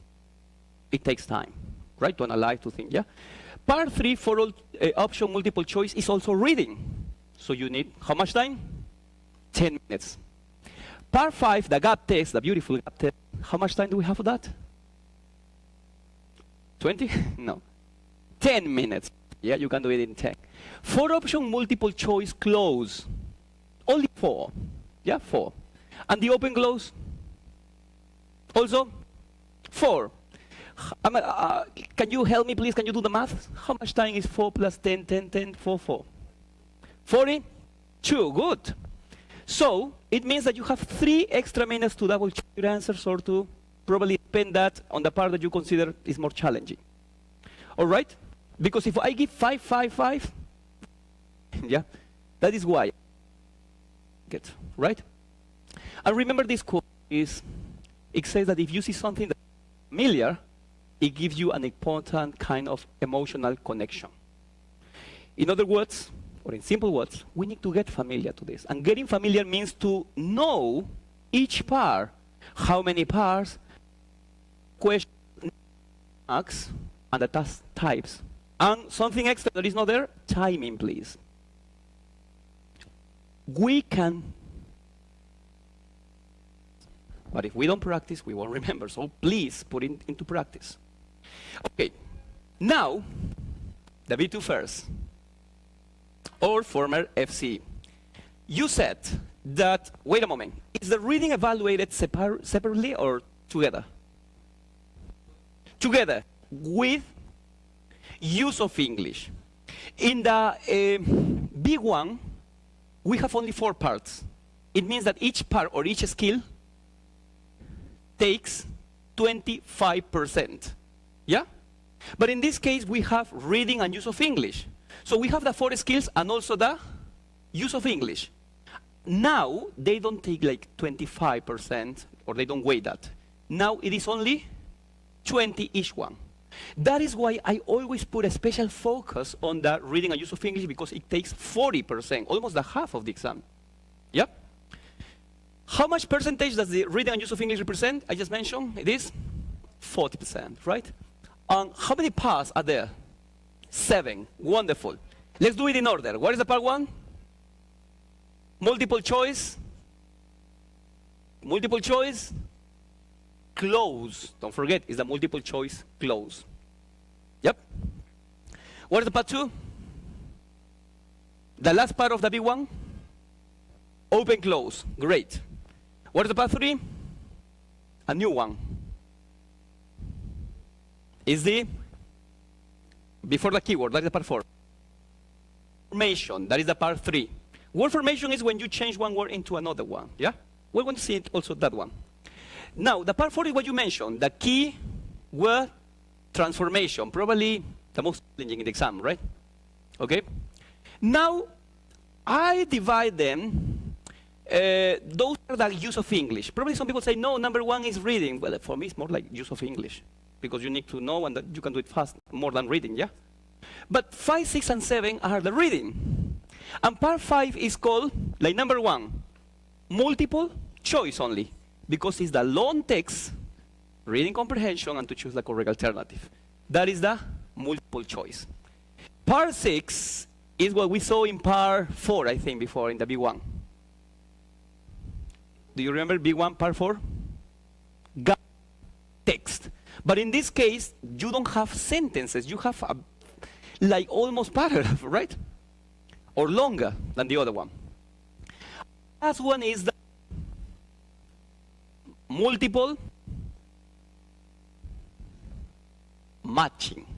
You have to match, please. The other was only matching, but this is multiple matching. Now, these are the 7 parts of the B2 first. Okay? The point here is that you need to know not only the parts or the names, but how many marks and how many questions are there. Because if you see, they don't have 1 mark. I mean, not all of them. Readings and the keyword have like 2 marks. 4, 5, and 6. Okay? How much time does it last? 1 hour and? No, 20, no. 20. 1 hour and? 30, no, less. 15 minutes. 1 hour and 15 minutes. How shall we divide it? Multiple choice close, 8 questions, 8 marks, only 5 minutes, no more than that. Yeah? You need 5 minutes to do that, believe me. You're going to say, but what? We have 1 hour and 15 and only 5 minutes? Yeah, we can make it if we practice. Open close. How much time? Any ideas? 7? Less. 5 minutes. Only 5 minutes. Word formation. 5 minutes. 10? No, that's too much. Yeah. Keyword transformation. Minutes. Yeah, that needs time. Readings. More than 10. Multiple choice needs 15 minutes. Okay? Gap text. 15 minutes, more challenging this time. And multiple matching, 20, no. 15 can be, but believe me, with a lot of practice, you can do it only 10 minutes. Multiple matching is the easiest of the 3, believe me.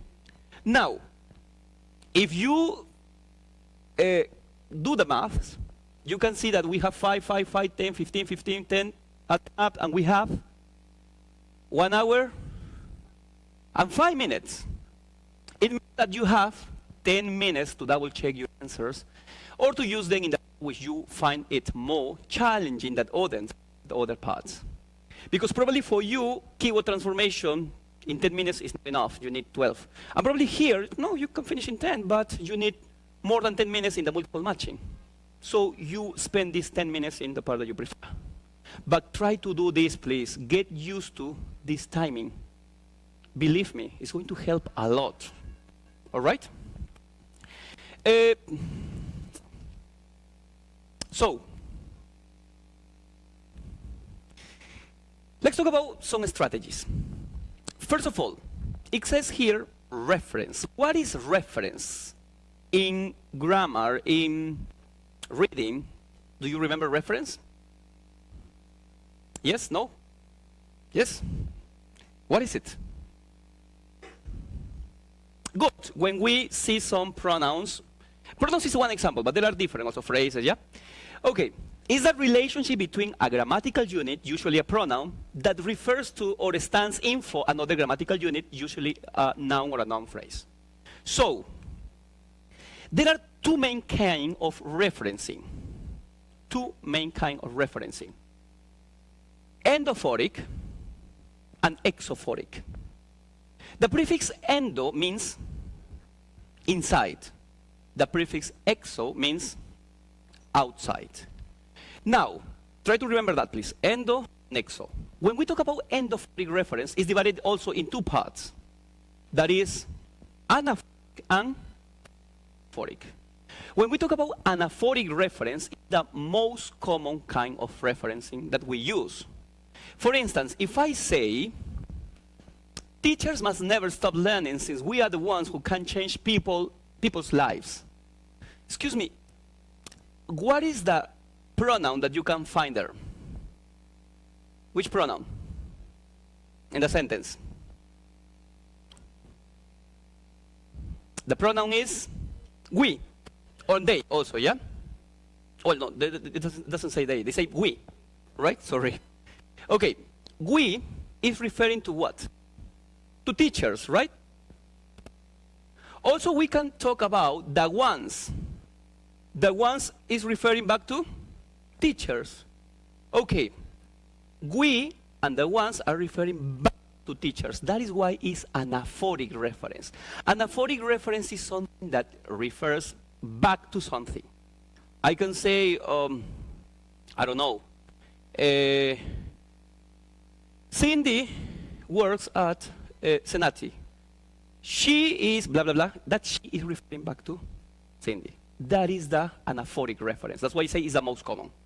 I have another example here that says, as far as the laws of mathematics refer to reality, they are not certain. And as far as they are certain, they do not refer to reality. That's a phrase by, or a quote by, Albert Einstein. What is the anaphoric reference there, please? They, referring to the laws of mathematics. Wonderful. So I think so far it's clear, right?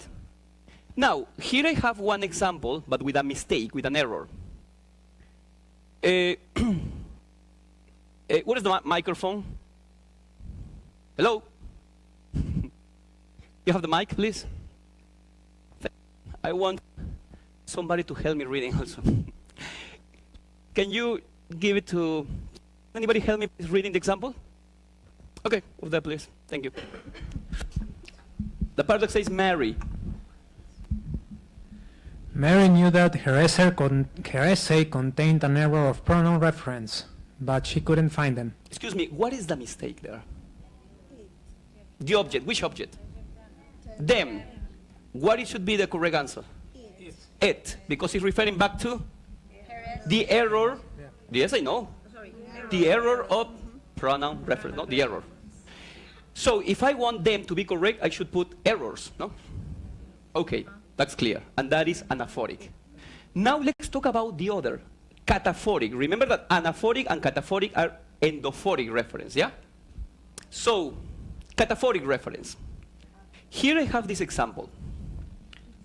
If she were alive today, Princess Diana would surely be helping people in need. Can you see that this time is the opposite? I don't say, if Princess Diana were alive today, she would surely be helping people in need. I am first using the reference and then I'm using the noun.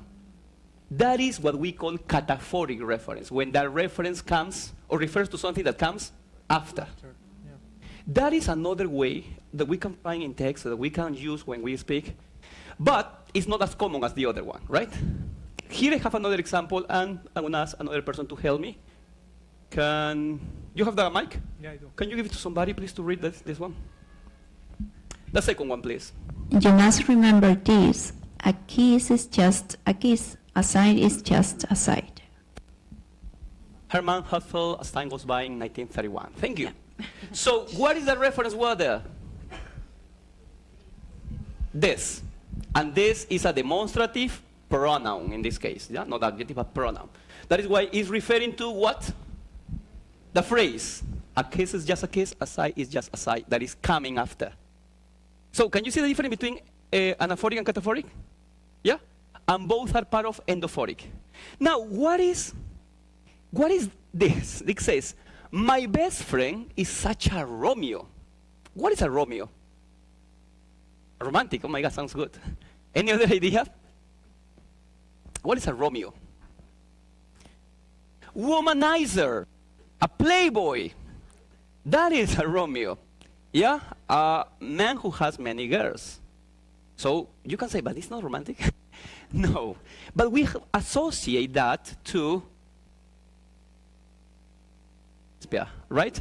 So if you analyze that, you have an idea, and that is what we call the reference is not in the text, but it's out. Let me give you another example. If I say, James will be there tomorrow. If you understand what I meant by there, that is exophoric reference. It's not in context. Okay? So, those are examples of exophoric reference, when the reference is not in the context, in the text. Does it make sense? But what happens if I use this? I'm traveling to London. Oh, James will be there tomorrow. Is that exophoric? No, not anymore. Now it's what? Endophoric, but what kind? Anaphoric or cataphoric? Sorry? The first one. What is the first one? Anaphoric, because first is mentioned and then the reference, please, yeah? Good. Okay, so I give you one example here. Sorry, before that, we also have ambiguous pronoun reference. So, give it to somebody, please. Can I have another person to read, please? Come on. You're going to read this, in case. Not difficult. Thank you. Read that sentence, please, about Leonardo. Thank you. Leonardo never argues with his father when he's drunk. Question for you and for everybody. The reference is he, correct? Yeah. And he refers to Leonardo or to his father? His father. No, refers to Leonardo. To Leonardo? No, for both. No worry. I put ambiguous. We don't know. We need more information. Leonardo never argues with his father when he's drunk. When who is drunk? When Leonardo is drunk or when his father is drunk? We don't know. That's why it's ambiguous. Now, fortunately, it's not very common. But we need to make sure that it's clear for us. And here I have this example. Please, one more one. Come on. I think you can see. About the Allied forces. Somebody over there? In the back, don't be shy, please. Okay, over here. All right. About the Allied forces. Finally, on 7 May, 1945, Germany surrendered to the Allied forces, and the war in Europe was over. Excuse me. Thank you very much. The reference here are not pronouns, but nouns, right? And it's in blue. What is that? The Allied forces. Excuse me, which were the Allied forces? Peru? No. No, right? No. Do you remember history? Yeah. Canadian. You? British. USA? You? Canada. UK? Blah, blah, blah. Okay, that ones that were fighting versus Germany, right? The question is, and how do you know? Because you are studious? How do you know that it was UK, USA? Because we studied when we were in school. But it's not in the context. That is exophoric reference. Okay? Great. Now, in this part, we have the exercise for this gap text. Don't worry. The title is Digging into the Past. We're going to do it together. Yeah? It's a bit long, but easy. I'm going to teach you how to. This is the text. But before doing it, we are going to see here the options. Okay? Now, it says, choose the correct answers to complete the text, and there are 3 that you do not need. This is from a big one. So in a big one comes, I think, like 8, and 5 are the ones that you have to use. The other 3 are extra. Now, we have this, right? What I want to do is I want you to help me to underline the reference words and the keywords. For instance, letter A says, it turned out to be a small figure of a horse. What is a reference word based on what we practice? What word? It, because it's talking about something, right? Yeah? It. And keywords can be small, figure, and horse, right? Good. Second one, no one made that mistake luckily. That's some reference word. No one, referring to somebody, and yeah, but that mistake. Which mistake? Yeah, that mistake. In letter C, that way, everyone made sure they didn't miss anything. That way, good. Which way? You can say also everyone, referring to which, yeah, people. And the pronoun, what is the pronoun? They didn't miss anything. Didn't miss is the keyword, right? But they, sorry, to underline. In fact, the whole area was actually still covered in grass. The first phrase, what is the phrase? In fact, the whole area was still covered in grass. Probably the keywords are whole area and covered in grass. Great, yeah, the area and in grass, covering grass. Beautiful. It was a bit sad to see it disappear. It, which it, the first or the second? Especially the second one. Something disappeared. What disappeared? Right?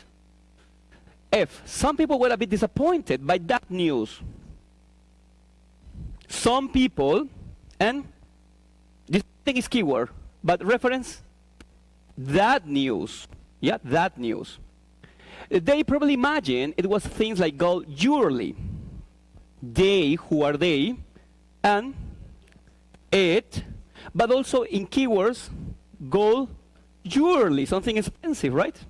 Finally, it was a new experience for me too. It, and also we can say new experience like keywords, right? Now, I want you to do me a favor, please. Take a picture, right? Because you're going to use this to do the exercise, the previous exercise, right? Can you please take a picture? All right?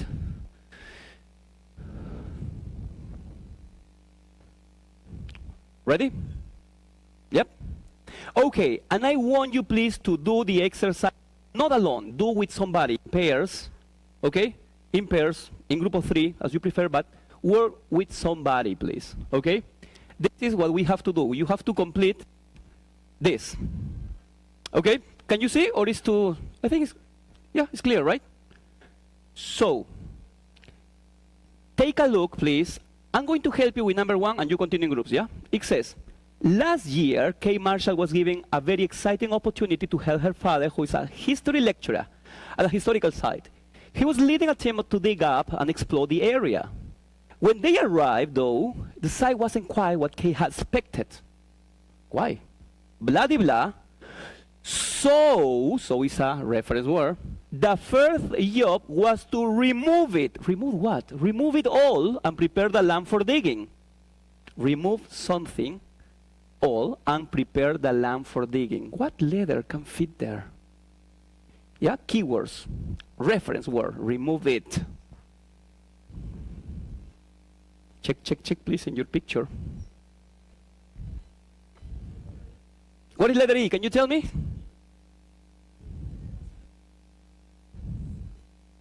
Okay, let me go back, yeah? You said E of elephant? D of dinosaur. Yeah, in fact, the whole area was actually still covering grass. The grass is what we need to remove. Can you see how we connect the pieces? That is what I'm telling you about referencing. Letter D.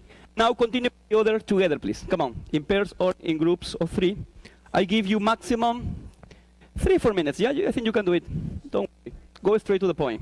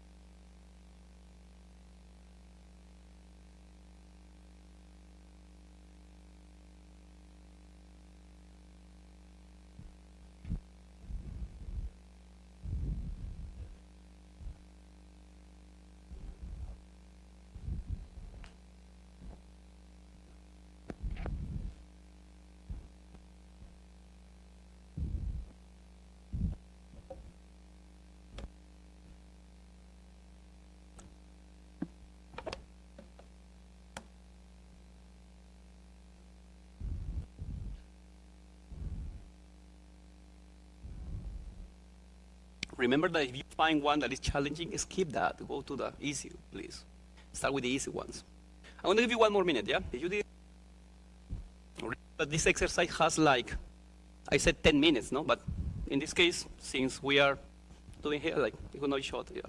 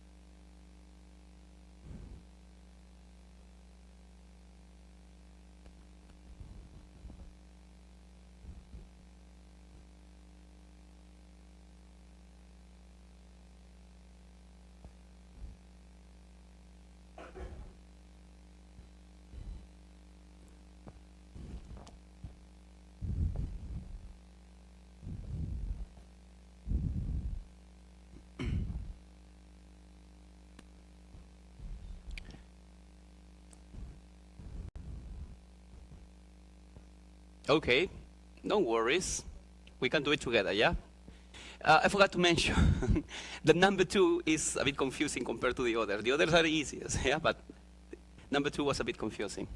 Did anybody 2, in case?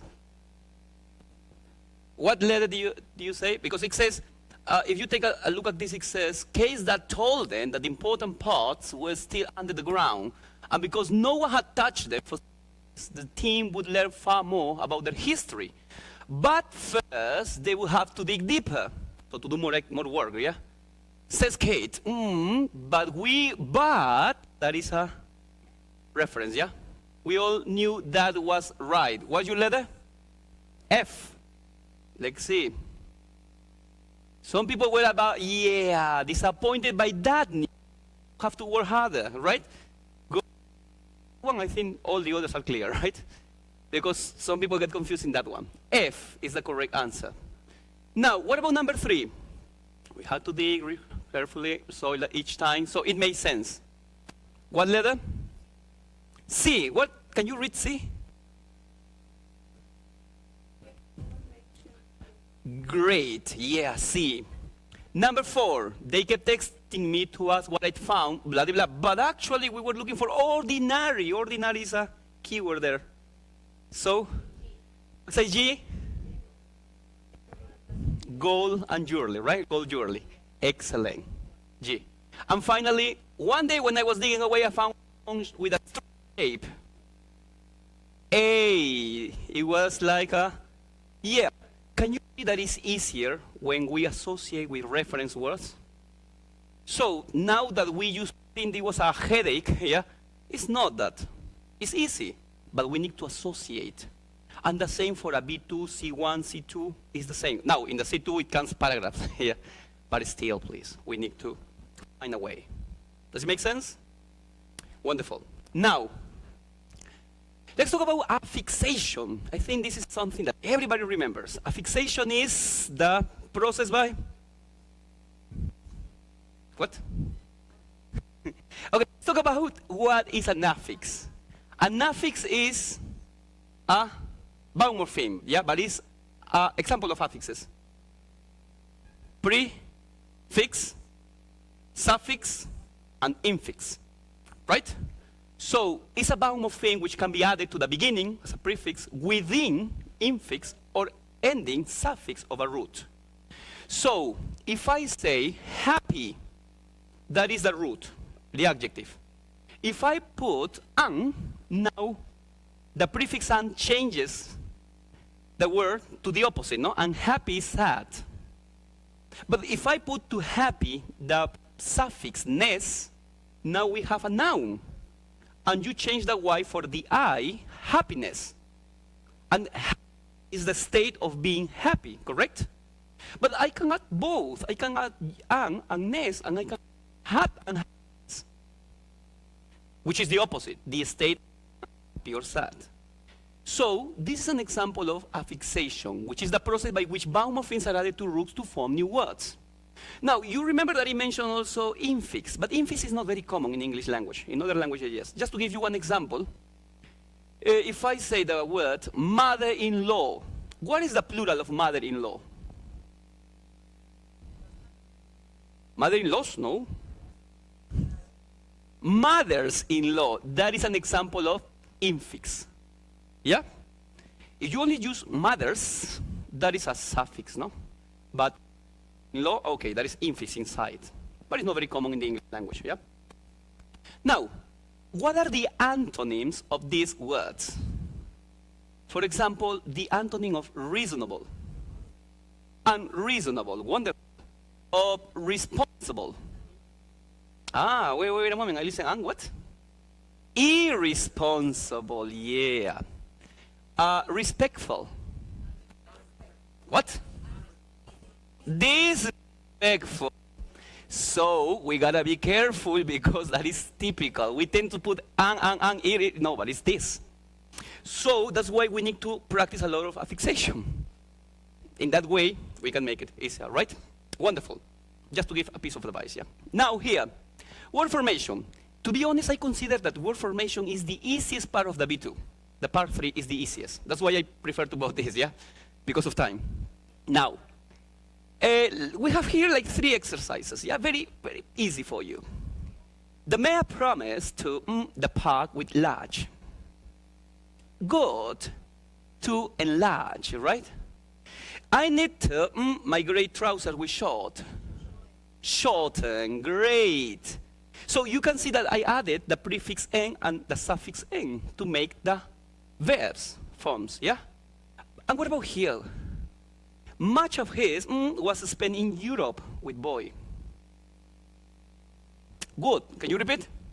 Boyhood. We have manhood, we have childhood, yeah? Boyhood. So these are the ones that are coming, and you just need to know a lot of family words. How to create more words based on one root. That's it. That's why I say this is the easiest part of the exam. You just need to broaden your repertoire. That's it. Now, but just be careful because sometimes we tend to get confused, yeah? Okay. I put here, oh my God, sorry, the iPad chart. You remember these are the monophones, right? And the monophones have 12 vowel sounds, right? But we have here also the diphthongs. And the diphthongs are 8, correct? We have 8. Excuse me, how many consonant sounds we have? We have 20 vowel sounds and consonant. 20? 20 also? 27? Oh my God. 28? No. 24. Okay? These are the 24. We as teachers must be familiar with all of them. Because if you want to improve your pronunciation, if you want to teach this, you need to know all of them. Especially to distinguish between, let's say, accents. Since even in the UK, in some parts they don't use this one. And that is why you hear sometimes some people say, instead of have fun, have fun. Or it's not Sunday, but Sunday. Yeah? So they pronounce U for words like this, or up here with a shaw. This is up, you know, yeah, up. But this is U. So they don't pronounce this, and they pronounce this only. But this is, believe me, lovely. I love this. Because you learned a lot from this. And what is more, you learn that this is the position of your mouth. In the front, in the back, up and down. So there are lots to learn from this. But we need to explore that. We need to analyze. Like, in a way, when we learned Spanish, you know that we have A, E, I, O, U. Always the same. And these are similar. This is A, Fa, this, E, Bet, this, I, sheep, this, O, Do, and this, you know, U, shoot. So we have the 5 vowels here, pretty similar to our Spanish language. But we have 7 more. And that's what we need to teach our students, yeah? Because otherwise they will pronounce all of them A, E, I, O, and that's it. No, we have the sho, E, and the sho, U. We have the sound that you have to open your mouth, right? And we have the British sound, because this doesn't have the American language. This is the on. That's why when they say, oh my God, but Americans say, oh my God, like the right? So that's a difference between this. Or when we say orange, and Americans say orange, yeah? So, and finally, these 3 sounds are connected. These 3 sounds are connected because this is called, you know, this is the only one that has name, no? It's a schwa, and it's called the idiot sound, right? Because we say, yeah, yeah. And if this is the idiot, this is the big idiot, right? Because this is, right? Right? So you say bird, teacher, bird. And this one is similar to the schwa, but with accent. Up, right? Mother, brother is here. But anyway, if you explore this, believe me, it's beautiful. Now, I would like to teach, but in this case, time is so limited, so I have to go to the next slide. And here also the same, do the shuano, yeah, or with others. And the same with this, voice and voiceless, a lot to explore. The position, something that some people ask me, what's the difference between this the and this the? It's the position. The position of this, when you practice, you remember like to say think, you show a bit your tongue. Yeah? It's equal here. The position is equal. But you say this. And this one is like Spanish, the similar, right? But this is the position of this. Equal here. They have the same position. Here, this is when you say shh. And this is the same, but with with vibration. So you say right? The same position. And they have the same position. All of them. Like, for example, this is with a teeth. And this is also with a teeth, but with vibration. Right? So, let's explore that. Maybe not an opportunity. But do it, please, till that time. Okay, and another thing to consider, because this is for the speaking part of the exam, you need to improve, phonology and that stuff. But another thing to explore is your lexical repertoire. I mentioned this many times because let's say that you use the word buy. I want to buy this or that. Good, beautiful. But you need to avoid repetition of words. So how can I say buy, shop? And shop is a B1. Another purchase is a B2. So we have to use different synonyms, let's say. And one more here, for instance. If I say happy, another way to say happy. Pleased, excited, thrilled. So I put here, pleased, A2 level. Delighted, B1 level. B2, content, right? Content. And C2 level, elated. So let's also use different, right, words. But anyway, let me eliminate that because the last part for today's session is features of connected speech. This is something that some people know, but most of people ignore this. Since we weren't taught that, I don't know why, but we should have been taught, and we should teach this. We have the most popular that we teach, liaison or catenation. Yeah? And this is what we call linking. So, in this question, how many words can you see? Can you see? How many words? 7, right? But you know that when you have a consonant ending and a vowel beginning, you link, you connect them. So instead of saying, well, do we connect is and that? No. That and it? Yeah. It and in? Yeah. In and or? Yeah. Or and take? No. Taken away? Yeah. So, from 7 words, we only pronounce 3 words. Is that it not take away? Is that it not take away? That it not take away. Is that it not take away? And that is why when somebody listens to that, they say, what? That it not? What is that it not? You look in a dictionary and that exists, right? But it's because you are linking, you're connecting. That it not are 4 words. Take away, right? That's something that we need to teach because it's necessary, right? Next, elision. Elision is the omission of sounds. So when you say, for instance, you speak German, and you answer, no, I don't. Do you pronounce? You do. Oh my God, nice. Do you pronounce the T or not? No, I don't. Are you sure? You don't pronounce it?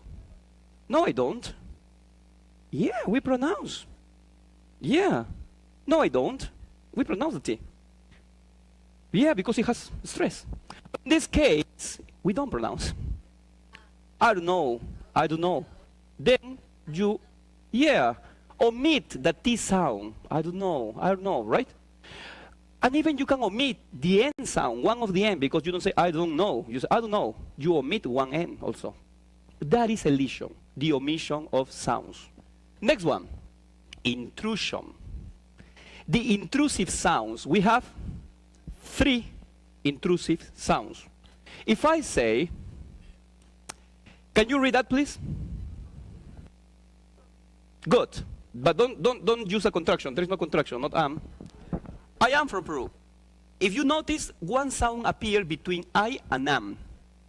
The ja sound. Why? Because it's a rule when we have two vowel boundaries. When there are two vowels, appear one intrusive sound. There are three, yeah? In this case, the intrusive ya. In this case, sorry, in the next one, you are from China or Japan. Between you and a, what appears? Good, somebody mentioned, what? Gua sound. If you remember one Backstreet Boys song, do you remember the, listen.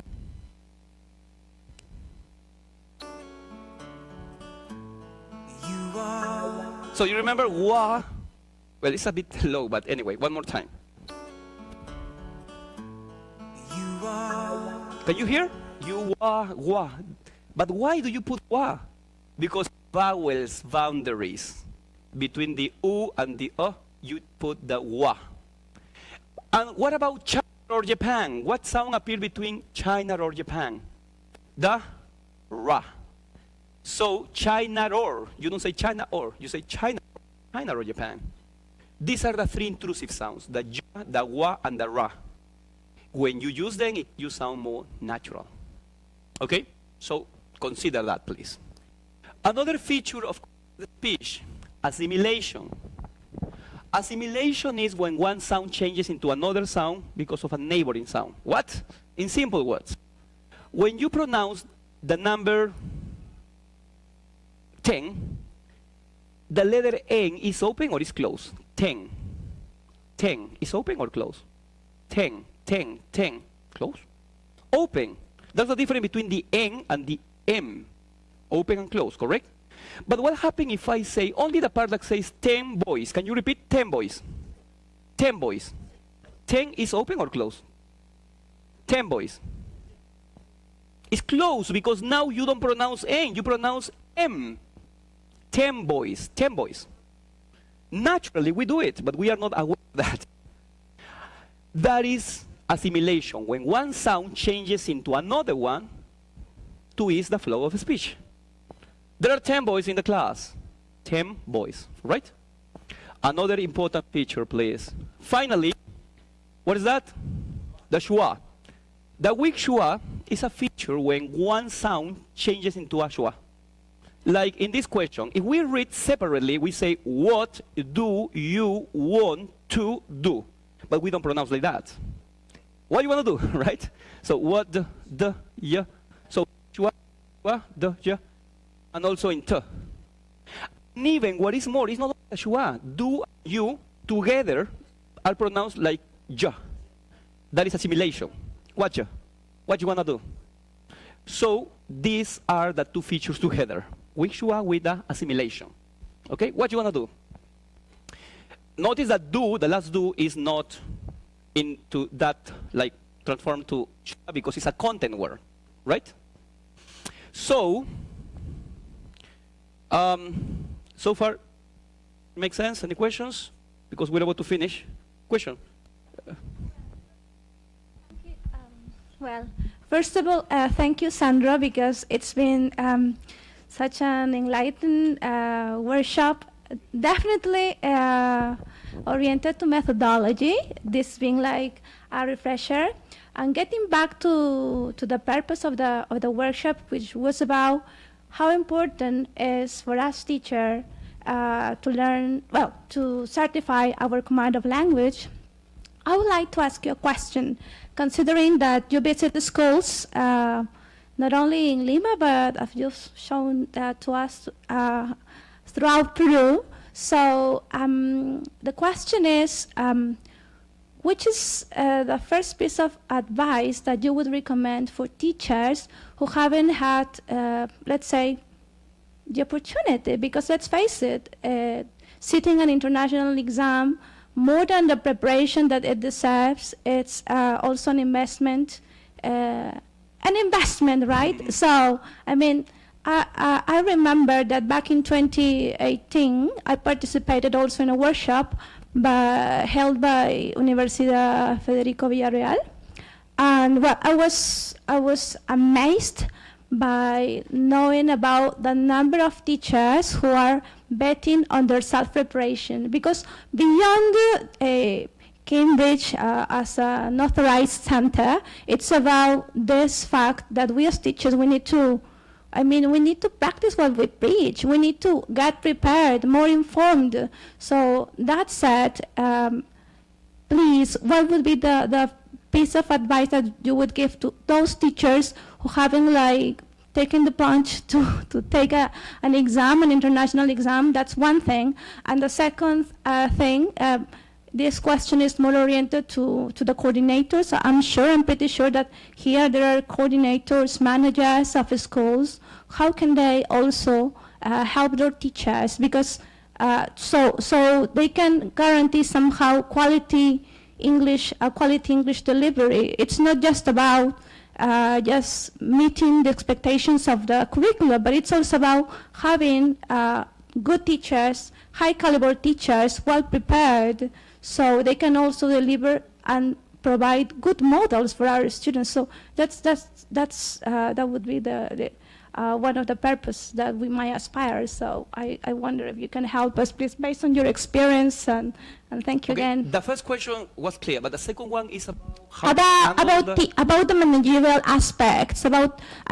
We teachers can enroll or subscribe to any course, but what about the ones who manage language centers? There are language centers, in which the minimum requirement is B2, for instance, to be part of the staff. But what about those teachers who are also willing to work in those institutions, but unfortunately for any reasons that we are unaware, might not get those certificates? So is there a way for those managers to propel their staff forward? Is there a way in which, they might somehow,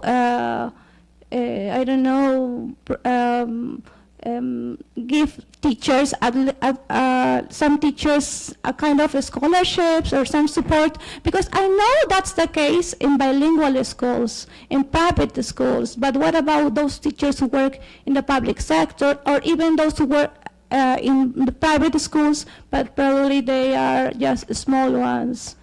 I got the point. Thank you. Now. Well, I think that I can answer that question because the second one is more oriented for coordinators. I'm not a coordinator anymore. I used to be in a school.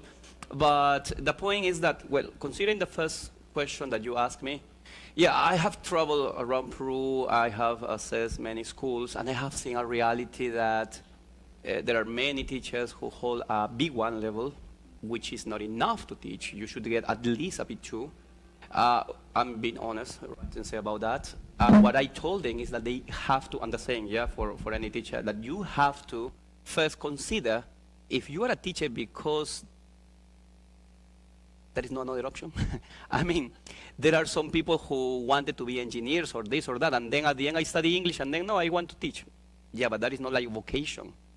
To be a teacher, in this case, you should have a vocation, right? Otherwise, you won't like it, and then sooner or later you will change career.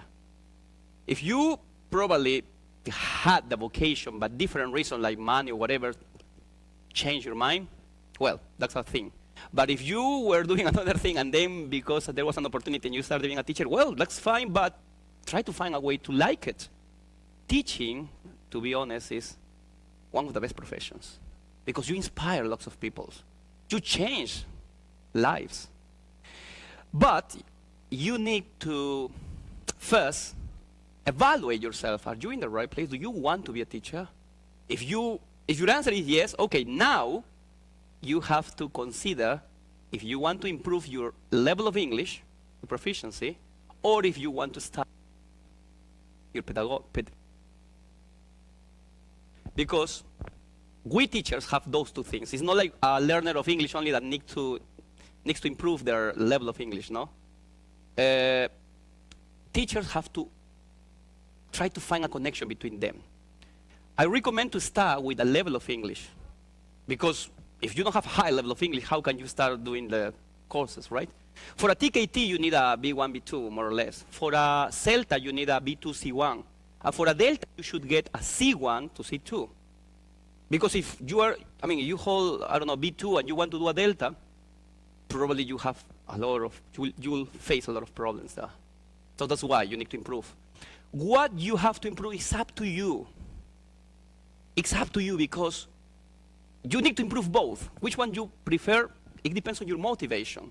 But I always suggest first the level, because then it's easier when it comes to methodologies or, yeah? But I can see a lot, believe me, a lot of people who want to do that, who wants to improve, but it's not only about wanting, it's to put this into practice. I mean, in the past, I used to be a musician in the USA, I used to play. And I saw here and there lots of people that wanted to play the guitar, just to give one example, and the majority didn't do it. Just started and then they said, oh, I got callous, right? Or no, it hurts, or no, or whatever. And say, this is not for me. It's not that it's not for you, it's that you didn't sacrifice yourself to do that. Everything, whatever you want to learn, you need to sacrifice yourself.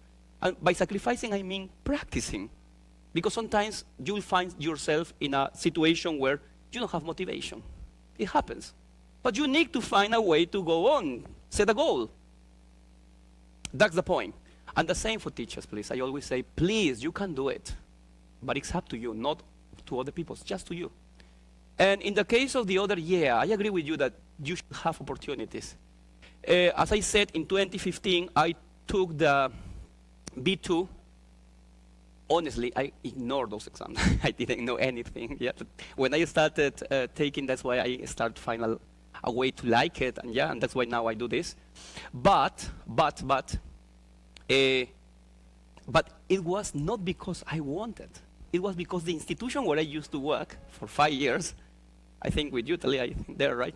But when we were there, by that time, was that they told me, if you want to continue working here, you need to take at least the B2. I said, oh my God, all right. And you will get more money. Okay, I'll do it. And then I just continue with the C1, C2. But the point is that it was like external motivation, yeah? And then I found myself in an intrinsic one. So yeah, this should be, but anyway, it depends on each institution. Just to finish, so explore this also, please. I would like to talk more about that, but there's no time. So just to finish, remember that 3 takeaways. First one, remember the benefits of sitting international exams. Lots of benefits in every way, right? Here in Peru and abroad. Second, learn more strategies to pass with flying colors. I mean, we only saw and for word formation. There are for keyword transformation, multiple choice close, open close, yeah? But there was not enough time, that's why. And remember the IPA and features of connected speech, please. When you want to learn how to pronounce the voiceless TH or in words like Thursday, thought, tree, bath, math, that's a good example, right? Okay. So that's all for today. It was a real pleasure. There you go.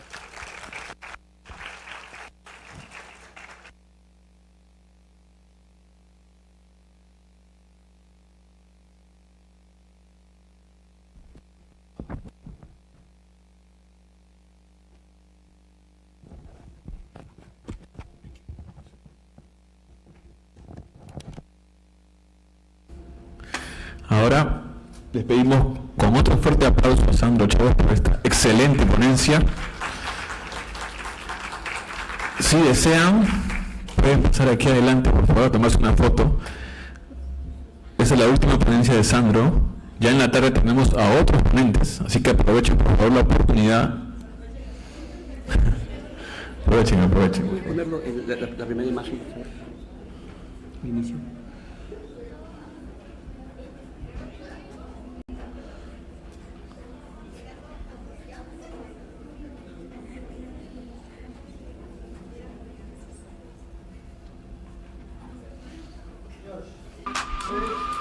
Sí, claro.